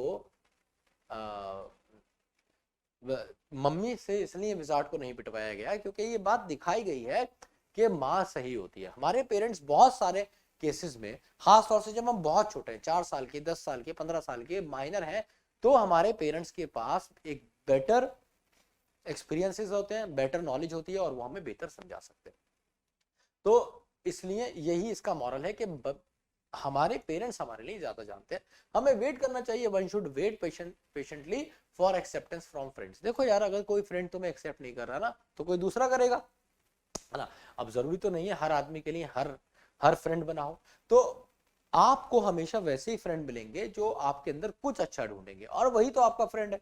जो आपको बदल के प्यार करे वो तो वैसे भी फ्रेंड नहीं है ना। अगर कोई तुम मुझसे कहे कि भाई सर एक काम करो, आप अपने पहले तो बाल कटवाओ, ठीक है, और बाल कटवा के जरा पैसा वैसा कमाओ, 6-7 करोड़, जब इतने पैसे अकाउंट में पड़े हो तब हमें अच्छा लगेगा, तब हम आपसे फ्रेंडशिप करेंगे। तो भाई तुम मुझसे फ्रेंडशिप थोड़ी कर रहे हो, इट्स वेरी सिंपल, मैं तो ये हूँ जैसा हूँ, इट्स वेरी सिंपल, है ना। तो ये वाली चीज बताई गई है बार बार।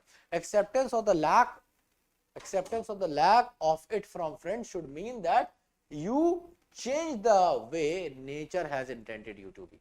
ठीक है, अब यहाँ पे, है ना, तो यहाँ पे आपको वैसे ही रहना है जैसा नेचर आपके लिए चाहता है।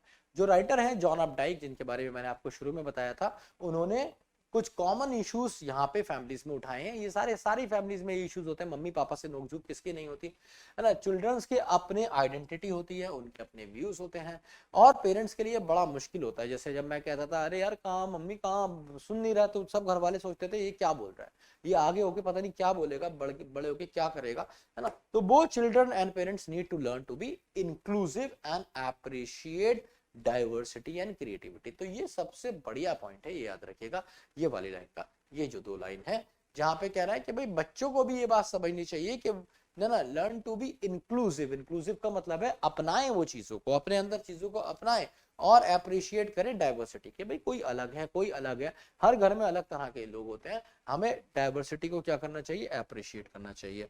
एंड क्रिएटिविटी को भी अप्रिशिएट करना चाहिए। They should not impose ideas, तो वो आइडियाज को किसी पे थोपे नहीं, है ना, एक दूसरे पे आइडियाज को थोपे नहीं, ना मम्मी ना पेरेंट्स, ना पेरेंट्स ना ही children. And build a culture of mutual respect, है ना, एक दूसरे की म्यूचुअल रिस्पेक्ट करें, थोड़ी टॉलरेंस रखें, छोटी मोटी बात घर में हो जाती है उसे बर्दाश्त करें, छोटी छोटी, कोई बहुत बड़ा नुकसान हो जाएगा क्या तुम्हारा अगर तुम ये बात माँ बाप की एक्सेप्ट कर लोगे, या माँ बाप तुम्हारा कुछ एक्सेप्ट कर लेंगे, तो ईगोस बीच में नहीं लेके आए, रिश्तों के बीच में ईगो नहीं चलती।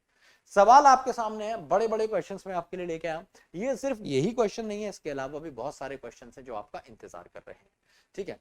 तो एक बार नजर डाल लीजिए आंसर पे, मैं इसको एक्सप्लेन कर दूंगा।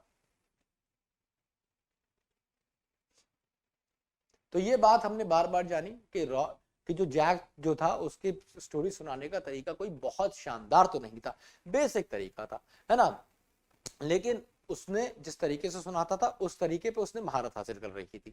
हर बार वो क्या करता था, एक बेसिक टेल सुनाता था जिसमें थोड़ा सा डिफरेंस होता था। एक जानवर होता था जिसका नाम या स्टोरी में रॉजर होता था, अगर वो जानवर मछली है तो उसे रॉजर फिश कह देता था, अगर वो स्क्वायरल है स्क्वायरल कह देता था, अगर वो आउल है तो आउल कह देता था, और इसी तरीके से अगर वो स्कंक है तो स्कंक कह देता था। इस बार वो क्या कर रहा है, तो then there is a wise old owl and a wizard with a magic band in every story, है ना, हमेशा ऐसा होता था। इस बार उसने उल्लू नहीं लिया। Jack understand the pulse of his daughter, so he creates special effects to keep his interest. तो वो क्या करता था, उसे, अब देखो छोटे बच्चों को जब कहानी सुनाओगे तो प्लेन स्टोरी तो सुनाओगे नहीं, जैसे मैं तुम्हें बता रहा हूँ, उसको तुम मुंह बना के और नाचना पड़ेगा, तो नाच के भी कुछ चीज का इस्तेमाल करने पड़ेगा। तो ये सब जैक करता था अपनी बेटी को एंटरटेन करने के लिए, बढ़िया से कहानी सुनाने के लिए, ठीक है। तो ही में imitate the voice of the old wizard, ये मैंने आपको पहले ही बताया था। So he would narrate the story in a way that suited the occasion. तो वो कैसी कहानी सुनाते था, जो ओकेजन को सूट करती हो, ऐसी कहानी जो ओकेजन को सूट करती हो।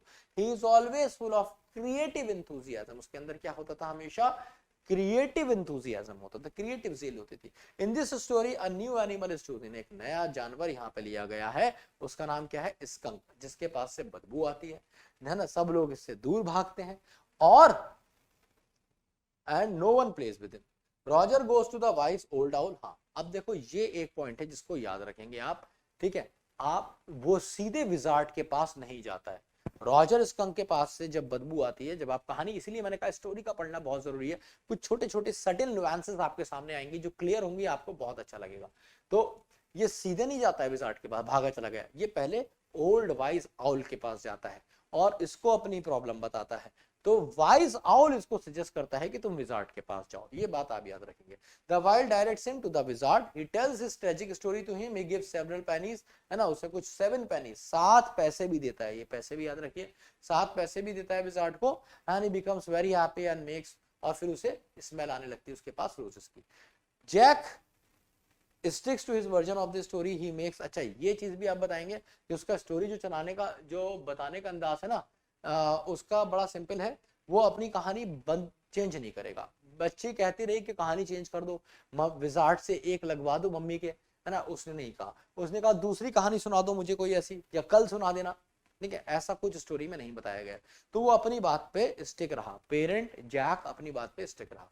रॉजर बैड स्मेल वापस आ जाती है, ये आपको पता ही है, doesn't relate and makes no change in the story. दूसरा क्वेश्चन, बड़े बड़े क्वेश्चन है, वैसे मैंने सब एक्सप्लेन कर दिया, फिर भी क्वेश्चन एक्सप्लेन कर रहा हूं ताकि कुछ बचेगा ही नहीं, इतने बड़े बड़े क्वेश्चंस मैं आपको यहाँ पे एक्सप्लेन कर दूंगा, कुछ बचेगा नहीं। फिर जब आपको प्रैक्टिस शीट मिलेगी, कुछ भी ऐसा नहीं होगा प्रैक्टिस शीट में जो आपको समझ नहीं आएगा, क्योंकि उसमें भी मैंने ये बड़े बड़े इतनी ही एक्सप्लेनेशन के साथ दी।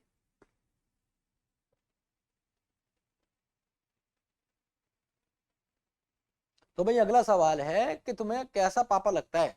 जैक। तो जैक ऑब्वियसली बात है अच्छा फादर है भैया, एफर्ट देख रहे हो उसके, हर दिन नई कहानी सोच के सुनाना बहुत बड़ी बात होती है। तो सीधी सी बात है वो एक लविंग फादर है, अपनी बेटी से बहुत प्यार करता है, हर दिन उसे कहानी भी सुनाता है ताकि उसे अच्छी नींद आ जाए, वो अच्छे से सो जाए। ठीक है, अब इसकी बच्ची बड़ी हो रही है और वो क्या है, सवाल उसने उससे पूछना शुरू कर दिए हैं। तो इसके लिए बस ये वाली चीजें थोड़ा मुश्किल हो गया बच्ची के आंसर देना, यहीं से आपने जैक के बारे में गलत सोचना शुरू कर दिया होगा। One day he tells a story, ये स्टोरी सुनाता है, रॉजर स्कंक वाली स्मेल आती है। फिर ये स्टोरी मैं दोबारा से यहाँ पे लिख दी है, जब भी आपके पास आंसर आता है वो बड़ा लिखना होता है, तो आप डिटेल दे सकते हैं, कोई दिक्कत नहीं है, जो डिटेल कैसी हो, रेलेवेंट हो, है ना, इंपॉर्टेंट डिटेल आपसे दे सकते हैं। Then the help of the wizard he got the fragrance of roses, है ना, उसको रोजेस वाला फ्रेग्रेंस मिल जाता है। मम्मी को ये बात समझ में नहीं आती, मम्मी वापस जाती है, विजार्ड के सर पे मारती है ना, विजार्ड के सर पे मारती है और इसकी स्मेल वापस करवा देती है ओरिजिनल वाली। ये बात बेटी को बिल्कुल भी पसंद नहीं आती है ना, और वो कहती है the wizard should hit the mommy back, है ना, ये वो शुड हिट द मॉमी बोलती है, तो विजार्ड को पलट के मम्मी को मारना चाहिए था। लेकिन जैक एज अ फादर है वो that the child should form an unfavourable opinion about her mother. तो जैक को ये बात पसंद नहीं आती है कि तुम अपनी मम्मी के बारे में गलत ओपिनियन फॉर्म कर रहे हो। ठीक है, तो फादर तो बहुत अच्छा है, मॉरल भी इनकलकेट करना चाहता है, बस तरीका थोड़ा उसका बहुत अच्छा नहीं है मॉरल को इनकलकेट करने का बच्चे के अंदर। बस अगला क्वेश्चन देखते हैं।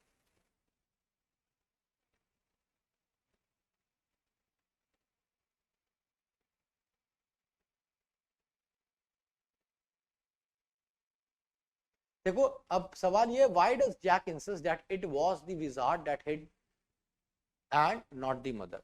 तो देखो वो ये बात यहाँ पे सवाल ये है कि जब वो कह रही थी कि मम्मी को पिटवा दो, एक झापड़ मम्मी को लगवा दो विजार्ड से, तो उसने ऐसा क्यों नहीं किया? क्योंकि जैक जो है ना वो ये नेगेटिव ओपिनियन मदर्स के बारे में फॉर्म नहीं कराना चाहता था।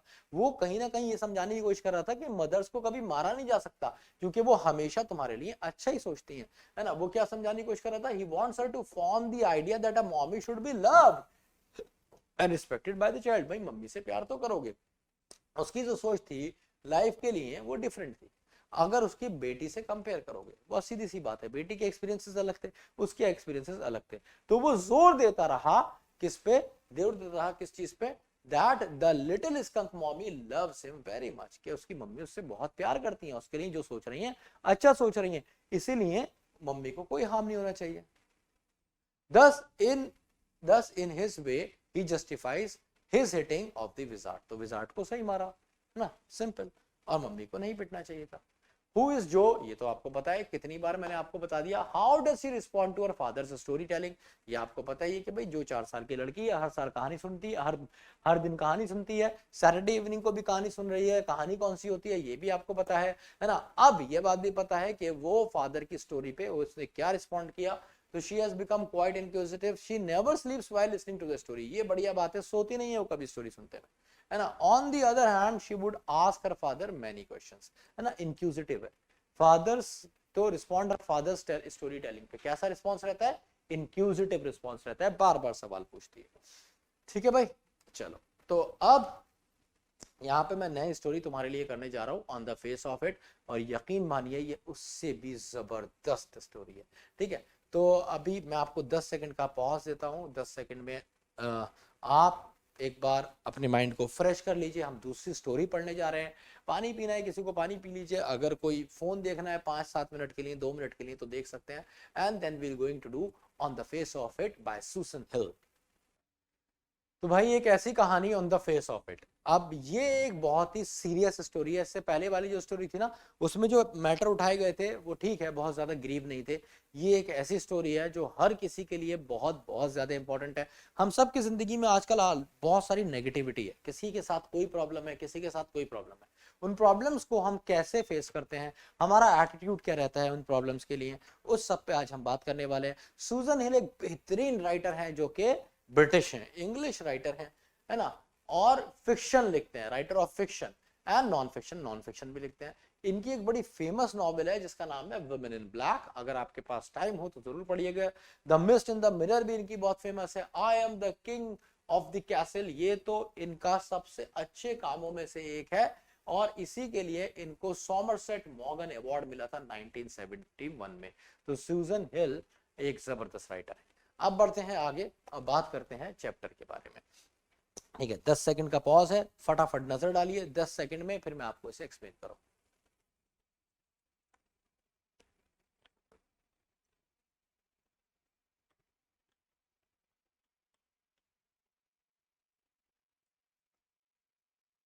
कहते हैं attitude is 10% what happens to you and 90% how you react to it.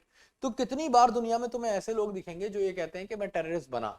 कभी किसी टेररिस्ट का इंटरव्यू होता है ना, उससे पूछा जाता है मैं टेररिस्ट बन गया, भाई क्यों बन गए? तो वो बताता है कि मेरे साथ बहुत बुरा हुआ, ठीक है, मेरे घर को जला दिया, मेरे गांव को जला दिया, मेरी बहन को मार दिया, मेरे फादर को मार दिया, मेरे पास कोई चारा ही नहीं था, तो मुझे टेररिस्ट बनना ही था। फिर उसी गांव से जिस दिन वो गांव जला था एक और भी बच्चा बाल बाल बचा था। और वो बच्चा कैसा था? वो बच्चा ऐसा था जिसके पेरेंट्स को मार दिया गया, वही सेम जो इसके साथ हुआ, शायद उससे भी बुरा उस बच्चे के साथ हुआ, लेकिन वो टेररिस्ट नहीं बना। ठीक है, उसने उस प्रॉब्लम को सॉल्व किया, वो एक सोशल एक्टिविस्ट बना या वो कोई ऑफिसर बना, है ना, उसने उस प्रॉब्लम को सॉल्व किया और गांव में एक गांव के छोटे एरिया में ही अगर वो शांति लेके आ पाया। तो this is what we call attitude. तो डिपेंड करता है कि आपके साथ क्या हुआ, ये मैटर नहीं करता कि आपके साथ क्या हुआ, डिपेंड करता है कि आपने उस पर क्या किया। तो ये एक स्टोरी है एक डिसेबल्ड आदमी की और एक बच्चे की जिसका नाम है डेरी। डेरी का फेस साइड से जल गया है। ठीक है, यहाँ पे स्टोरी में देखोगे ना, यहाँ पे ऐसे समझ में आ जाएगा पिक्चर से। तो यहाँ पे देखोगे आप, ये बच्चा है, इसका फेस थोड़ा सा जल गया है साइड से, ये है ना, ये फेस थोड़ा सा इसका साइड से जल गया है। और ये अंकल है, ठीक है, मिस्टर लैम, इनकी टांग में प्रॉब्लम है। ठीक है, टांग इनकी टूटी हुई है, इनकी टांग जो है एक वॉर में ये घायल हो गए थे तब की है। तो ये क्या होता है, dairy accidentally enters his garden. तो इसका भी इसमें दिखाया है कि इसकी गार्डन में ये एंटर कर जाता है, धोखे से एंटर कर जाता है, क्योंकि लोग इससे नफरत करते हैं, इसका फेस जला हुआ है। तो डैरी पे लोग बातें बनाते हैं, कुछ भी बोलते हैं, गंदा गंदा बोलते हैं, बताऊंगा आगे क्या क्या बोलते हैं। तो ये गलती से घुस जाता है और इसको लगता है कि यहाँ पे भी कोई है, तो ये डर जाता है, पर ऐसा होता नहीं है, डरने वाली कोई बात नहीं होती। मिस्टर लैम्ब जिनकी टांग टूटी हुई है, वो इसको, बूढ़े आदमी, वो इसको वेलकम करते हैं अपने, क्या आओ बेटा बैठो, ऐसी कोई बात नहीं है, और इसको नॉर्मल लाइफ जीने के लिए एनकरेज करते हैं। तो आइए जरा देखते हैं। हाँ, समरी फिर से 10 सेकंड पे आप नजर डालेंगे।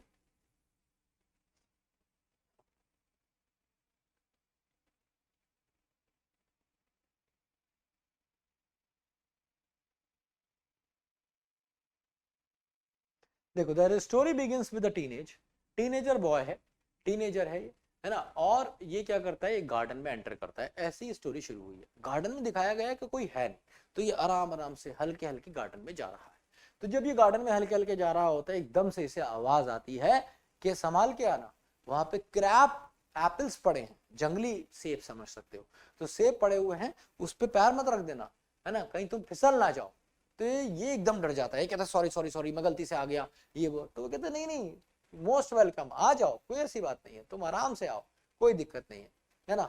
और ये डैरी कौन है, इसका फेस जला हुआ है, और इसको इस जले हुए फेस से ना, मतलब बहुत, मतलब ये खुद ही उसके साथ कंफर्टेबल नहीं है। ठीक है, तो ये गॉन देयर, ये वहां पे छुपता छुपाता पहुंचा है। उसको डर है कि लोग उसे चिढ़ाएंगे, उसके फेस का मजाक बनाएंगे, लेकिन जब ये एंटर करता है तो वहां पे he finds someone already present there, already वहां पे कोई होता है। he tries to leave the place, लेकिन उसको रोक लेता है वो ओल्ड मैन, भैया कहाँ जा रहे हो, कोई बात नहीं है, आओ बैठो बैठो, वेलकम करता है उसे। The owner of the garden कौन है, ये मिस्टर लैम। ठीक है, तो ये दो करेक्टर हैं, मैं देख लोगे ना तो तुम्हें हमेशा याद रहेंगे। ये है मिस्टर लैम,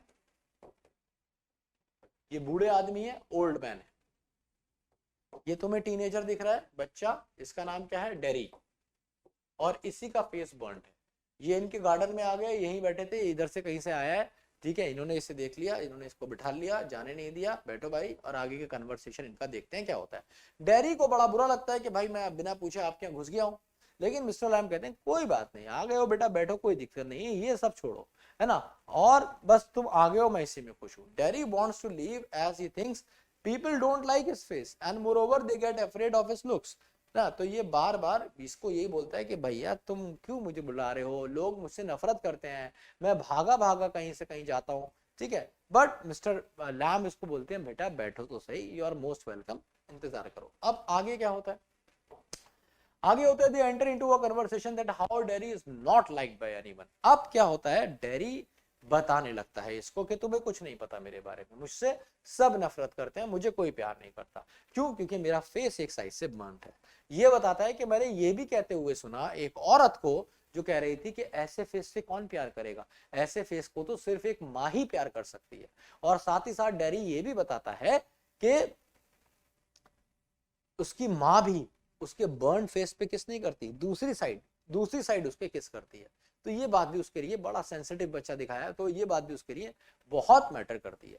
मिस्टर लैम जो होते हैं वो उसे समझाने की कोशिश करते हैं, ठीक है, उसको कंसोल करने की कोशिश करते हैं, है ना। And he tells him that he has a tin leg, और बताते हैं और उसको ये बोलते हैं कि कोई बात नहीं, अगर तुम्हारा बर्न फेस है पर तुम्हारे पास लेग्स तो है ना, तुम्हारे पास हैंड्स तो है ना, तुम्हारे पास आईज तो है, तुम्हारी पूरी बॉडी ठीक है, तुम ऐसी बहुत सारी चीजें कर सकते हो जो दूसरे नहीं कर सकते, इसलिए अपने आप को अंडर एस्टिमेट मत करो।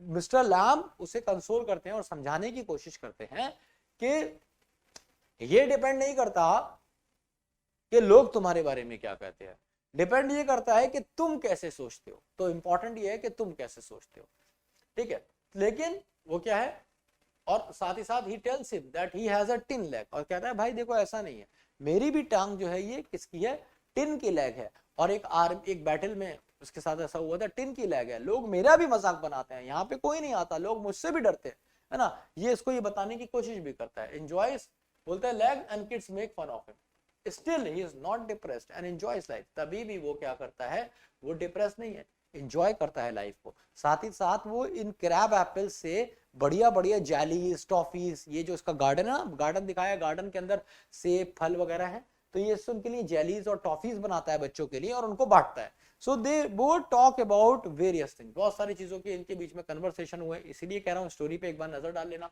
And this leads to a revelation of Derry's fear, और फिर समझ में आता है कि भाई डेरी का फियर क्या है। रिविलेशन का मतलब क्या है, ओपनिंग, है ना। डिप्रेशन में है वो और हेट्रेड है बहुत सारी चीजों को लेके उसके पास, लेकिन मिस्टर लैम उसे बार बार पॉजिटिव चीजें बताते रहते हैं, जैसे मैंने आपको बताया, ठीक है। कौन कौन सी पॉजिटिव चीजें, कि तुम्हारे पास बहुत सारी चीजें हैं, हाथ हैं, लेग हैं, ये मैटर नहीं करता, ये मैटर नहीं करता, बहुत सारी बढ़िया बढ़िया बातें। सून दे बिकम फ्रेंड्स, वो फ्रेंड्स बन जाते हैं, और मिस्टर लैम उनसे पूछते हैं ask him to help him in plucking the, तो और साथ में अब मिस्टर लैम कहता है चलो अच्छा ये सब छोड़ो और एक काम करते हैं, मैं तुम्हारे लिए भी, मैं सबके लिए बहुत बढ़िया बढ़िया टॉफीज बनाता हूँ, बहुत बढ़िया बढ़िया जेलीज बनाता हूँ, और मैं तुम्हारे लिए भी बढ़िया सी जेली बनाऊंगा, तुम वो खाना, तुम हेल्प करो मेरी कि हम सेब तोड़ने में, है ना, कुछ सेब जमीन में पड़े हैं, कुछ पेड़ से तोड़ने हैं, और क्योंकि उनकी टांग खराब है तो उनके लिए दिक्कत होती है, वो लेडर पे खड़े होके सेब को तोड़ेंगे। तो वो क्या चाहते हैं, वो चाहते हैं कि डेरी इस चीज में उनकी हेल्प करे, ठीक है। Derry tells him that he had come too far from his home, Derry कहता है यार देखो मैं हेल्प तो कर दूंगा पर मैं बड़ी दूर आया हूं अपने घर से, और मैंने किसी को इस बारे में कुछ बताया नहीं कि मैं कहा हूं, तो मेरी माँ परेशान हो रही होगी, तो मैं एक बार माँ को बताकर फिर वापस आता हूँ। Mister Lamb tells him to take permission from his mother, हाँ तो ये बिल्कुल सही बात है। तो मिस्टर लैम उनको बोलते हैं कि भाई तुम जाओ और जाके अपनी माँ से परमिशन लेके आओ। साथ ही साथ वो ये भी बोल देते हैं कि बेटा तुम आओगे नहीं, ये बात मुझे पता है कि तुम आओगे नहीं, क्योंकि जो भी यहाँ से जाता है फिर उसके बाद आता नहीं है, पेरेंट्स आने नहीं देते, भाई अकेला गार्डन है, बुढ़ा आदमी रह रहा है, पता नहीं क्या कर दे, घर वाले ऐसे ही सोचते हैं, तो आने नहीं देते थे इसको, तो इसको पता था ये शायद नहीं आएगा। आगे क्या होता है एक बार फिर से नजर डालिए 10 सेकंड के लिए।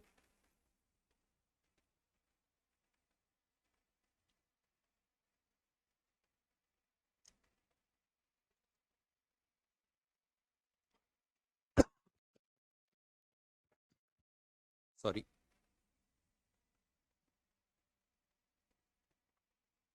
Dairy finds it difficult and this leads to a small quarrel between both of them. तो अब होता क्या है, डेरी के लिए बड़ा मुश्किल था कि वापस जाना, मम्मी को बताना और फिर वापस आना। At last Derry tells him that he would come back after taking his mother's permission, ठीक है, कि वो जाएगा, कोई दिक्कत नहीं है, मम्मी की परमिशन लेके फिर वापस आएगा। लेकिन जब वो जाता है उसकी मम्मी उसको परमिशन नहीं देती है। उसकी मम्मी के और उसकी कन्वर्सेशन के बारे में बताता हूँ। उसकी मम्मी बोलती है वहां पे मत जाना, मैंने सुना है, ठीक है, वहां पे कोई आदमी रहता है और वो ठीक नहीं है, तो वहां पे नहीं जाना है। डैडी कहता है कि नहीं, वो मुझे तो उसकी बातें बहुत अलग लगी और मुझे बहुत अच्छा लगा है ना, वो मुझसे कुछ ऐसी बातें बोल रहा है जो मुझे बहुत अच्छी लग रही है, उसकी बातें बहुत डिफरेंट है और मैं तो जाऊंगा। तो इसकी मम्मी की और इसके बीच में एक अच्छा खासी बहस होती है, एक लंबी बहस दिखाई गई है, एक लंबी बहस होती है। ये बोलता है वो मुझे पॉजिटिव चीजें बता रहा है, ये बताता है कि वो मुझे कुछ ऐसी चीजें बता रहा है जो मुझे सोचने पे मजबूर कर रही है, उसकी बातें बहुत अलग है और मैं जाऊंगा।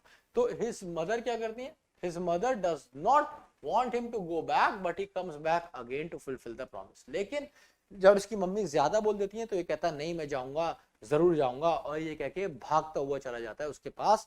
लेकिन होता क्या है, इसी बीच जब इसके मम्मी से कन्वर्सेशन चल रहा है तो मिस्टर लैम सोचते हैं कि मैं सेफ तोड़ लेता हूं, डैरी तो आएगा नहीं। तो ये सीढ़ी लगा के सेब तोड़ने के लिए चढ़ते हैं भाई साहब, सीढ़ी गिर जाती है, ये गिर के मर जाते हैं। तो जब डैरी वापस आता है तो इनकी लाश ये वहां पे देखता है पड़ी हुई, तो उसको बहुत दुख होता है और जो है इसको बहुत ज्यादा बुरा लगता है, इमोशनल हो जाता है। लेकिन स्टोरी यहीं पे खत्म हो जाती है। ठीक है, तो क्या बताया गया स्टोरी में, क्या थीम है, क्या कहने की कोशिश है, ये कैसी कहानी है, हम सब इस बारे में जानेंगे, है ना। ये चढ़ते हैं, sure that dairy would not return, उनको लगता है नहीं आएगा। ही वॉज डिसेबल्ड, डिसेबल्ड होता है तो बड़ी मुश्किल से चलता है, टांग टूटी हुई होती है। Mister Lamb falls from ladder and die. Derry on the other hand, Derry जब वापस आता है गार्डन में उसकी हेल्प करने, सीढ़ी पकड़ने में या तोड़ या फिर सेब तोड़ने में, when he enters the garden तो उसे लगता है वो से क्या दिखता है, मिस्टर लैम जमीन में पड़े हुए मिलते हैं।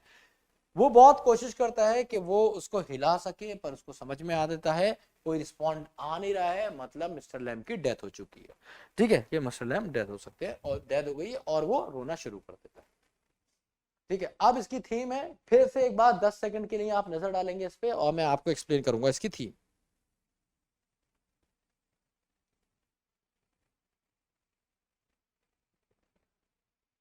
The the play deals with the sense of loss, a sense of isolation and how to overcome it। तो यहाँ पे प्लेस किसकी बात कर रहा है कि सेंस ऑफ लॉस की, सेंस ऑफ आइसोलेशन की, अलग होने की, और कैसे आप अपने इस फियर को ओवरकम कर सकते हैं।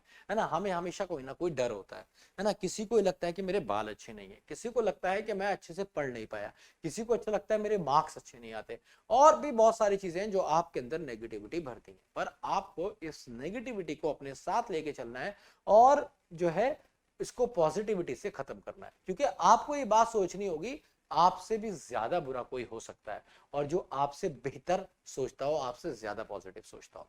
ठीक है, आगे क्या है, the actual pain caused by physical impairment is often less.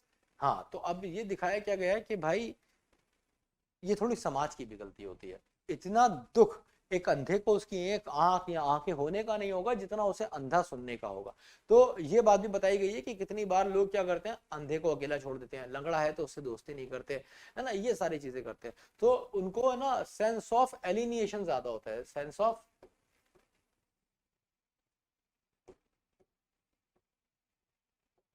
Of separation. Alienation मतलब separation felt by the person। The title on the face of it is issued to mean that something seems to be good, true or etc, है ना।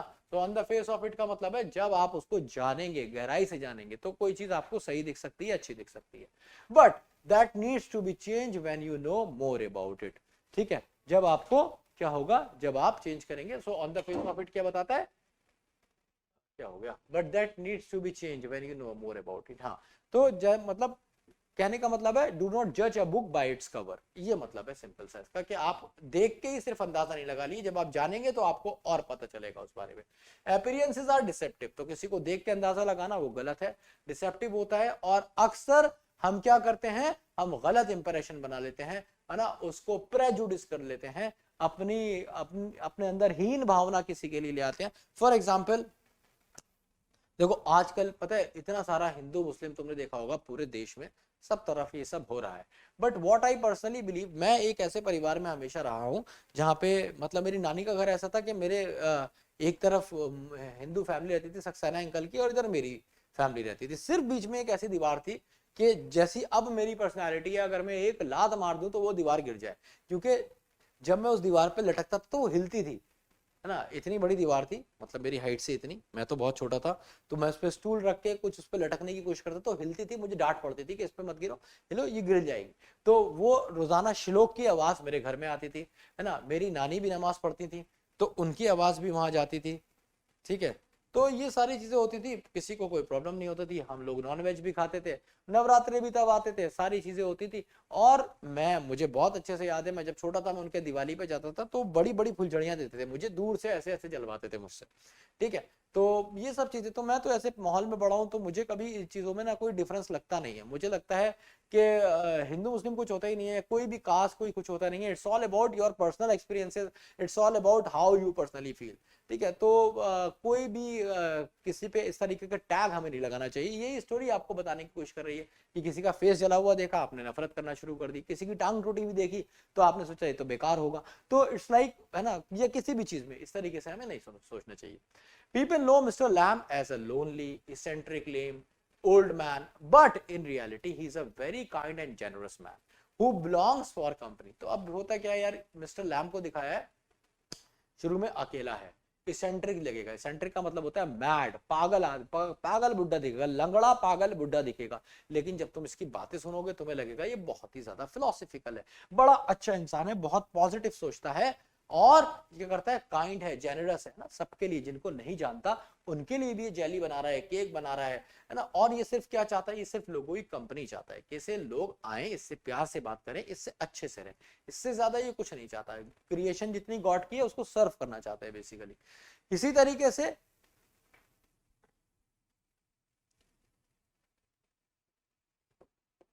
से जो dairy है ना, वो लगता है एक ऐसा अबॉमिनेबल अगली बॉय, देखने में वो बड़ा गंदा सा लड़का लगता है, ठीक है, जिसके चेहरे पे एक बड़ा सा स्कार है, उसके चेहरे पे, who no one's like, जो किसी को पसंद नहीं है और कोई इससे दोस्ती भी नहीं करना चाहता।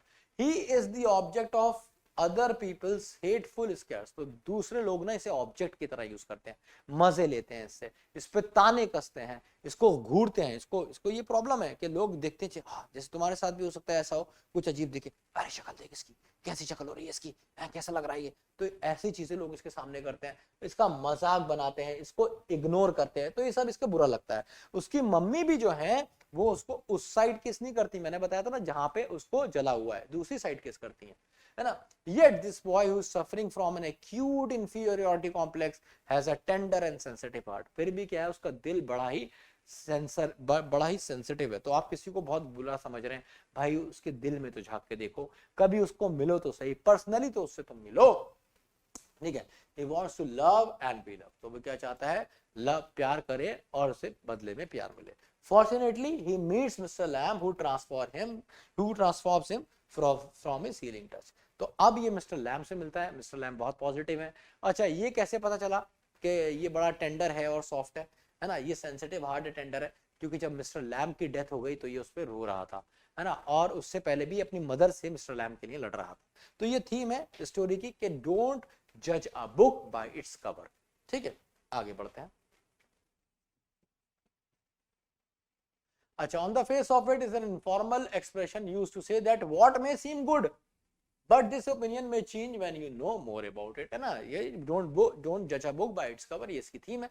This definition of the expression should leave us in no doubt about the appropriateness of the title। तो भाई सीधी सी बात है, ये जो डेफिनेशन है इससे साफ पता लगता है कि टाइटल बिल्कुल सही है। आप डैरी को देखेंगे तो आपको लग सकता है कि तो अगली है, गंदा है देखने में, बट जब उसके दिल में झांकेंगे तो बड़ा सॉफ्ट, सेंसिटिव, टेंडर हार्टेड है। In the same manner mister lamb अकेले एक घर में रहता है, ठीक है, बाहर इतना बड़ा गार्डन है, आदमी को लगेगा पता नहीं जादू कर रहा है, टोना कर रहा है, भूत है, पर ऐसा कुछ नहीं है। उसके लाइफ में कोई है नहीं, वो अकेला है, टांग खराब है, ठीक है, और वो दूसरों के लिए जेलीज बनाता है, टॉफीज बनाता है, ठीक है। तो he is such a nice man, तो इसलिए टाइटल बिल्कुल जस्टिफाइड है, कोई दिक्कत नहीं, ठीक है। Derry have been hated on alienation, Mr. Lamb takes comments lightly, but Derry, हाँ, अब ये क्योंकि मिस्टर लैम मैच्योर है तो उनको भी कोई लंगड़ा बोलता है, कुछ उल्टा बोलता है तो वो उस चीजों को सीरियसली नहीं लेते, लाइटली लेते हैं। लेकिन डेरी बच्चा है तो अभी बच्चों को तो ये चीजें बहुत ज्यादा हर्ट हो जाती हैं।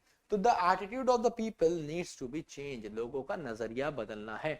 On the face of it both suffer from disability but their attitudes are very different, है ना, खास तौर से। अच्छा, एक बात और याद रखिए, ये जो डिसेबल्ड होते हैं ना, इनके अंदर ना हिडन कुछ ऐसा होता है जो एक एबल के अंदर नहीं होता, है ना। ये बात अब तो आप जानेंगे जब आप इन्हें जानेंगे, ये मैं आपको अलग से बता रहा हूँ, ये मेरा पर्सनल एक्सपीरियंस है। The title is therefore justified, title बिल्कुल सही। मॉरल देखते हैं, फिर से नजर डालिए, मॉरल भी आपको आसान सही है, आसानी से मिल जाएगा।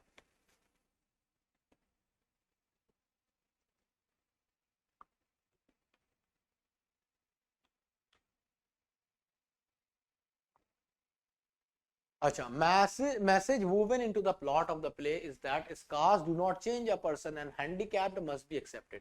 तो मॉरल क्या है कि भाई अगर किसी के चेहरे पे स्कार है या किसी की टांग टूटी हुई है, किसी का एक हाथ नहीं है, तो आप उससे नफरत नहीं कर सकते, उसे उन चीजों पे जज नहीं कर सकते। इंसान अंदर से, beauty is something which is with in, है ना, जो आपके अंदर होती है। Beauty lies in the eyes of beholder, पढ़ाया था ना तुम्हें मैंने, हाँ याद है ना, a thing of beauty is a joy for ever, कौन था, जॉन कीट्स, है ना। तो भाई इसलिए ये इंपॉर्टेंट है, ये ध्यान रखिएगा, यही इसका मॉरल है। With a burn face deny to accept discrimination, deny नहीं है भाई, ये डेरी को क्या करना था, डिस्क्रिमिनेशन फेस करना पड़ता था, भेदभाव उसको सहना पड़ता था, साथ ही साथ वो पेसिमिस्ट हो गया था। पेसिमिस्टिक का क्या मतलब होता है, होपलेस हो गया था, नेगेटिव हो गया था, है ना, निराशावादी हो गया था। ही हैड स्टार्टेड हेटिंग, और वो उसने अपने आसपास के लोगों से नफरत करना शुरू कर दिया था, है ना। क्यों, क्योंकि वो उसके फेस को देर तक देखते थे, कुछ अजीब बातें करते थे, इसलिए। फिर उसके बाद डेरिक मिलता है मिस्टर लैम्ब से, एक ऐसा person who looks things with a half full, है ना, क्या बोलता है, who looks at things with a half full perspective. Half full का मतलब होता है कि यार अगर तुम्हारे पास गिलास है, और हाँ, अब जैसे मैं तुमसे पूछूं भाई ये बोतल कैसी है, खाली है या भरी हुई है, तो कोई ये भी कह सकता है सर ये तो लगभग 40% या 35% खाली है ना। आप कोई ये भी कह सकता है सर ये 65% फुल है। तो इसका मतलब जिसने 65% की बात करी ना, वो पॉजिटिव बात कर रहा है। तो ये डेरी जो है हमेशा brighter side of the things की तरफ देखता है। He points out that how one green plant is considered desired and how the other weed is undesirable, है ना। वीड का मतलब यहाँ पे वो वाला वीड नहीं है जो तुम सोच रहे हो, वीड का मतलब है यहाँ पे अनवांटेड प्लांट। तो जो हरा पौधा है वो सबको पसंद आता है, और जो जंगल है वो किसी को पसंद नहीं आता। तो ये गलत बात है, हर चीज की अपनी इंपॉर्टेंस होती है। And how the sound made by the बीस, अब देखो इसने क्या कर रखा है, मिस्टर लैम्ब इसे इतनी सारी पॉजिटिव चीजें बताते हैं, ये बताते हैं वीड भी अच्छा लगता है मिस्टर लैम्ब को, ठीक है। साथ ही साथ हाउ द जो बीस का साउंड है, मधुमक्खी साउंड बना रही है, जो बोल रही है, इसे वो म्यूजिक जैसा लगता है। दूसरों को तो ये शोर लग सकता है, पर इसे मतलब म्यूजिक लगता है। ही टीचेस डेरी, और ये डेरी को बताते हैं not to look at his burn face, है ना, भैया डिसेबिलिटी की तरफ मत देखो, है ना, और भी बहुत सारी चीजें हैं तुम्हारे पास, इसको ओवरकम करने की कोशिश करो। And mister lamb had dealt with it in like the moral is very loud and clear. साफ पता चलता है कि मॉरल क्या है, पिछले वाले में तो कंफ्यूजिंग था, यहाँ पे बिल्कुल साफ पता चलता है कि ऐसे लोग जो फिजिकली डिसेबल्ड हैं should not be isolated, should not be insulted, है ना, उनको अकेला नहीं छोड़ना चाहिए, उनसे उनके साथ रहना चाहिए, उनको समझना चाहिए, है ना। We should help them expand their social interactions, हमें उनके सोशल इंटरेक्शंस बढ़ाने के लिए हेल्प करनी चाहिए। And help them fight loneliness, depression, disappointment. Mister Lamb tell Derry that it all depends upon people's individual perception, कह रहा है ये सब लोगों के इंडिविजुअल परसेप्शन पे डिपेंड करता है, ठीक है, कि वो कैसे सोचते हैं। A thing of beauty for one while the that beauty may be a beast for others, है ना, ये वाली चीज। तो आपका एटीट्यूड सब कुछ है, इसीलिए मैंने बोला 10% what happens to you and 90% how you react to it. तो दोनों के लिए मैसेज था इसमें, लोगों के लिए ये मैसेज था कि आप उन्हें छोटा ना समझें, और डिसेबल्ड के लिए ये मैसेज था कि कभी खुद को डिसेबल्ड मत समझो। बहुत सारी चीजें हैं, look the brighter sides of the things, ठीक है। अब मेन कैरेक्टर है डेरी का, ये मैं आपको कई बार बता चुका हूं, एक बार फिर बता देता हूं। इसके बेचारे का डिसफिगर्ड फेस है, अगली है देखने में, जला हुआ है। कैसे जला था, इसकी साइड में एसिड गिर गया था और एसिड से इसका फेस जल गया था, है ना। He is conscious of the fact that is ugliness, और उसको ऐसा लगता है कि उसकी जो बदसूरती है इज रिवॉल्टिंग टू अदर्स, वो लोगों को बड़ी बुरी लगती है, वो लोगों को पसंद नहीं आती, और इसलिए लोग उसे क्या करते हैं, बार बार इग्नोर करते हैं, या फिर उस पर तरस खाते हैं, उस पर दया खाते हैं, उसे इसलिए इंफीरियोरिटी कॉम्प्लेक्स हो गया। इंफीरियोरिटी कॉम्प्लेक्स का मतलब होता है जब तुम अपने आप को इंफीरियर समझते हो सबसे, इसे बोलते हैं एहसास कमतशी का शिकार के उसे क्या हो जाता है, एहसास कमतशी हो जाती है, उसे लगता है कि यार कुछ कम है मेरे अंदर, है ना, मैं पूरा नहीं हूँ। ही बिकम्स टू एरोगेंट, अब वो क्या हो जाता है, वो सबको, अब वो घमंडी बन जाता है, एकदम बात ही नहीं करता और लोगों से बात नहीं करता, सोशल इंटरेक्शन बिल्कुल नहीं करता। उसने गंदे गंदे कमेंट भी सुने हैं अपने बारे में, मैंने बताया था ना कि ऐसे चेहरे को कौन प्यार करेगा, इससे भी वो सोसाइटी से नफरत करने लगता है। और उसे ऐसा लगता है कि वो किसी पे भी भरोसा नहीं कर सकता, सबसे ही सस्पेक्ट्स एवरीवन, सब पे सबको सस्पेक्ट करता है, सब पे शक करता है, किसी पे भरोसा नहीं करता। लेकिन ये मिस्टर लैम को सुनने की कोशिश करता है, क्यों, क्योंकि मिस्टर लैम खुद भी हैंडीकैप्ड है, साथ ही साथ वो जितनी बातें करते हैं वो ऐसी बातें हैं जो आज तक डैरी से कभी किसी ने नहीं कही। डैरी ने ये बात अपनी माँ को भी बताई कि आज तक मुझसे ऐसी बातें किसी ने नहीं कही जो इन्होंने कहा, ठीक है। वो क्यों, क्योंकि मिस्टर लैम उसे अपना प्यार देते हैं, ट्रस्ट देते हैं, है ना, उसको एप्पल ऑफर करते हैं, साथ ही साथ उसको बोलते हैं मैं तेरे लिए टॉफीज भी बनाऊंगा, जेलीज भी बनाऊंगा, तो ये इसके लिए बड़ा अलग था। That mindset started changing due to his wise words. अब ये क्या होता है, इनके समझदार वर्ड्स की वजह से जो डैरी होता है ना, वो पूरी तरीके से बदल जाता है, एक अलग इंसान बन जाता है जो प्यार कर सकता है।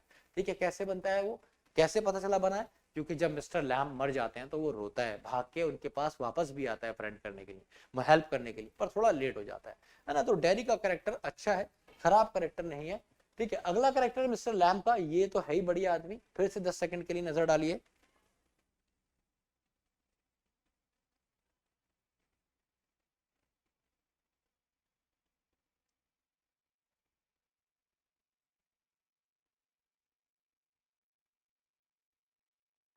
सॉरी।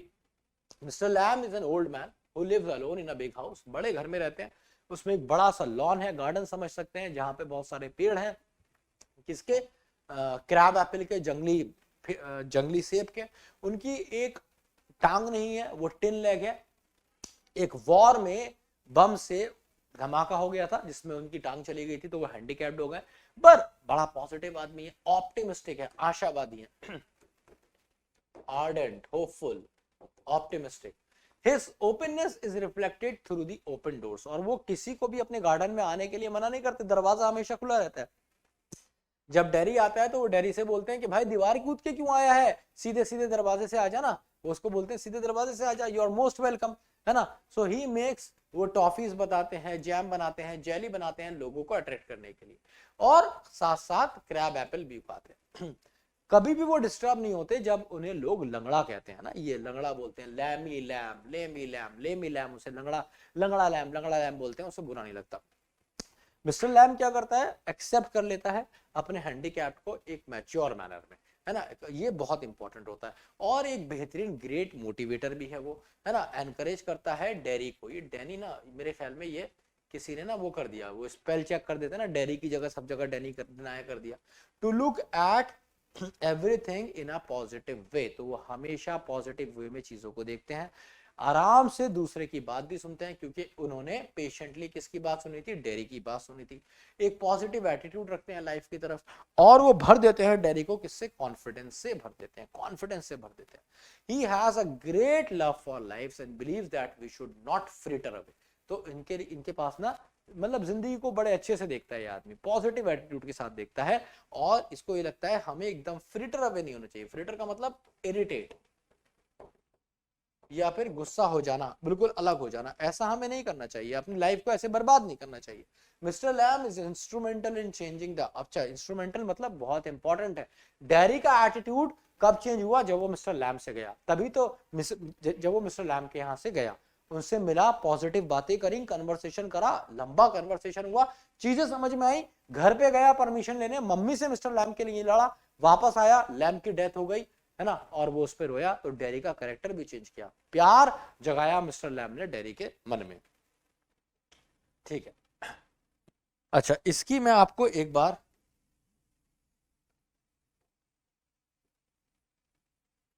हाँ थीम बता दिया, टाइटल का जस्टिफिकेशन कर दिया, मॉरल हो गया।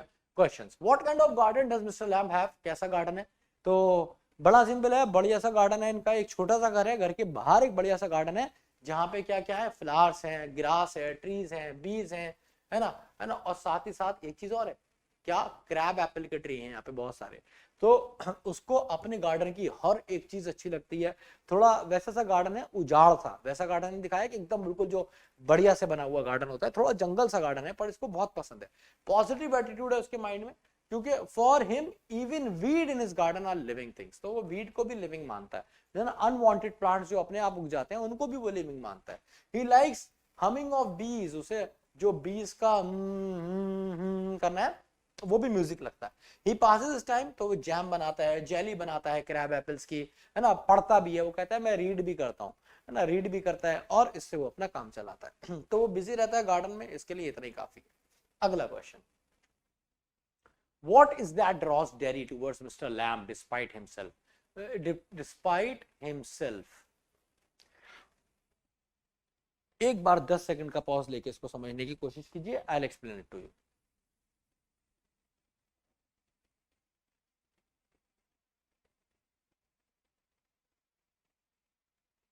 देखो होता क्या है, व्हाट इज दैट ड्रॉस, तो क्या ऐसी चीज थी जो मिस्टर लैम्ब ने, जिसकी वजह से टुवर्ड्स, जो मिस्टर लैम्ब के अंदर थी, जिसकी वजह से डेरी उनकी तरफ अट्रैक्ट हुआ, है ना। तो बड़ी सिंपल सी बात है कि मिस्टर लैम्ब एक ऐसे आदमी थे जिन्होंने पहली बार डेरी से उसके फेस के बारे में कुछ नहीं पूछा, वो तो उन्होंने खुद ही बताया, डेरी ने खुद बताया कि मेरा फेस जल गया है, उस पर एसिड गिर गया है, ठीक है। डेरी ने उसने उसके बारे में कोई बात ही नहीं करी, उससे नॉर्मल बात करी जैसे नॉर्मल लोगों से की जाती है। ये बहुत ही अलग बात थी, पहली बार डेरी के साथ ऐसा हुआ था। तो mister Lamb is distinct, distinct का मतलब क्या होता है, clear, clear from others according to Derry. When mister Lamb sees, distinct मतलब क्लियर भी और डिफरेंट भी, क्लियर एंड डिफरेंट। तो जब उन्होंने डेरी का फेस देखा जला हुआ, तो कोई सरप्राइज नहीं किया, ना कोई अलार्म किया, ना उससे उस बारे में कोई सवाल पूछा। इंस्टेड उसने उनसे बड़ी केयरिंग टोन में बात करी। मिस्टर लैम्ब ने डेरी से बहुत ही केयरिंग टोन में बात करी। उन्होंने वार्म वेलकम करा उसको अपने बैकयार्ड में, उससे कहा भाई विंडो से क्यों आ रहे हो, वो सॉरी दीवार कूद के क्यों आ रहे हो, तुम दरवाजे से आ जाओ, दरवाजा खुला रहता है, जो चाहे वो आ जाए। और उसने ये भी कहा कि भाई मेरी हेल्प करोगे तुम ये तोड़ने में, मुझे जेली बनानी है, तो जरा सेब तोड़वा दो मेरे, जेली बना लेते हैं। तो इससे होता क्या है, he refers to him as a friend, friend की तरह उसने बात करी। he claims that things may appears to be different on the surface, तो कहता है कि भाई वो ये बात को कहता है कि शुरू शुरू में on the face of it तुम्हें चीजें डिफरेंट लगी, बट ऐसा जरूरी नहीं है कि वो अंदर से भी वैसी हो, अंदर से वो बहुत अलग हो सकती हैं। फिर उसने इनके एग्जाम्पल दिए, उसने फ्लावर्स के बारे में बताया, ट्रीज के, प्लांट्स के, वीट के एग्जाम्पल दिए और बताया कि सब देखने में अलग अलग है और सबकी अपनी अपनी खासियतें हैं, है ना। They differ but they are all growing living organism, ये सारे देखने में अलग हैं पर ये सारे लिविंग ऑर्गेनिज्म है, ठीक है। तो लोग क्या कर सकते हैं, लोग अपने आप को डाइवर्स कर सकते हैं अलग अलग एक्सपीरियंसेस में, but yet they are all the same on the inside, लोग सारे अंदर से एक हो सकते हैं, पर क्या हो सकता है कि वो डाइवर्स अलग हो सकते हैं कुछ डायरेक्शन में, कोई कुछ कर रहा है, कोई कुछ कर रहा है ना। अब अगर कोई सैंड माफिया है तो जरूरी नहीं है वो बेकार ही आदमी होगा, ठीक है। So when Lamb hears Derry, जब लैम्ब जो होता है डेरी को सुनता है तो वो डिक्लेयर करता है क्या, he dislike some individual, he says it can injure him more than any bottle of acid. ये बहुत इंपॉर्टेंट बात है ना, इसको नोट कर लीजिएगा और इसे अपने आंसर्स में आप यूज कर सकते हैं। ये क्या कहता है कि बेटा जो तुम्हारे अंदर नफरत भरी हुई है ना लोगों के लिए, तो ये नफरत उस एसिड से भी ज्यादा खतरनाक है जिसने तुम्हारा फेस जला दिया आधा। एसिड ने तुम्हारा फेस जलाया है आधा, ये जो तुम नफरत लोगों से कर रहे हो ये तुम्हारे अंदर से तुम्हारा पूरा शरीर जला देगी, पूरा शरीर गला देगी, ठीक है। तो ये एक बहुत बढ़िया पॉइंट है और ये मतलब ये पॉइंट इसलिए भी है कि आप अपने जीवन में याद रखिए, कम से कम नफरत किसी को मत सिखाइए। नफरत सिखाने वाली चीज नहीं होती, ये हमारे अंदर ऑलरेडी होती है, हमें उसको दबाना होता है। ये सारी चीजें हमारे अंदर होती हैं। अगर आप किसी की नफरत को भड़काते हैं ना, तो वही आदमी टेररिस्ट बनता है, वही आदमी गलत बनता है, वही आदमी कुछ गलत करता है, कुछ ऐसा गलत जिससे परिवार के परिवार गलत हो जाते हैं। और एक बात याद रखना, अगर उसके मन में तुमने नफरत डाली है ना, तो नफरत तुम्हारे लिए भी आएगी। जैसे मिस्टर लैम्ब ने प्यार डालने की कोशिश करी उसके मन में, तो प्यार मिस्टर लैम्ब के लिए भी दिखा। तो ये बात याद रखना, नफरत अगर बोगे तो नफरत ही काटोगे, अपने आने वाली पीढ़ियों के लिए, अपने खुद के लिए, ठीक है। तो hatred on the other hand Burns once inside the soul, है ना, सोल तक जला देता है, आपको बर्बाद कर देता है ना. He encourages Derry to forget about his burned face. He has 2 arms, 2 legs as well as eyes, है ना. वो यही बात उसको बोलता है, भाई ब्रेन है, टंग है, सब कुछ है, तू दूसरों से बेहतर कर सकता है, दिक्कत क्या है. And if he has a strong mind, he will be able to outperform Sutter. ये बात मैंने आपको बताई थी. So मिस्टर लैम क्या करते हैं, डेरी को बहुत ज्यादा मोटिवेट करते हैं, उसे पॉजिटिव एटीट्यूड और पॉजिटिव एनर्जी देते हैं. Next question, what is common between Derry and Lamb. भाई दोनों डिसेबल्ड हैं, एक का चेहरा जला हुआ है और एक की टांग खराब है, जो कि एक वॉर में उसके चेहरे पे एसिड गिर गया था और इनकी टांग एक वॉर में एक्सप्लोजन से खराब हो गई थी. दोनों फिजिकली इंपेयर्ड हैं, लेकिन दोनों का जो एटीट्यूड है वो बिल्कुल अलग है. मिस्टर लैम को बहुत पॉजिटिव दिखाया और डेरी को बहुत नेगेटिव. That's it. तो भाई मुझे उम्मीद है क्लास आपको पसंद आई होगी. बहुत डिटेल में मैंने एक एक चीज आपको समझा दी है ना. क्लास कैसी लगी जरूर मुझे बताइएगा, और प्रैक्टिस शीट में भर भर के क्वेश्चंस आपके लिए आ रहे हैं और वो भी डिटेल्ड आंसर के साथ. तो यहाँ पे एक एक चीज मैंने एक्सप्लेन कर दिया, उम्मीद है वहां पे आपको सब कुछ समझ में आ जाएगा. See you in the next class. Love you all. जरूर बताना कैसी लगी क्लास. जय हिंद, जय भारत.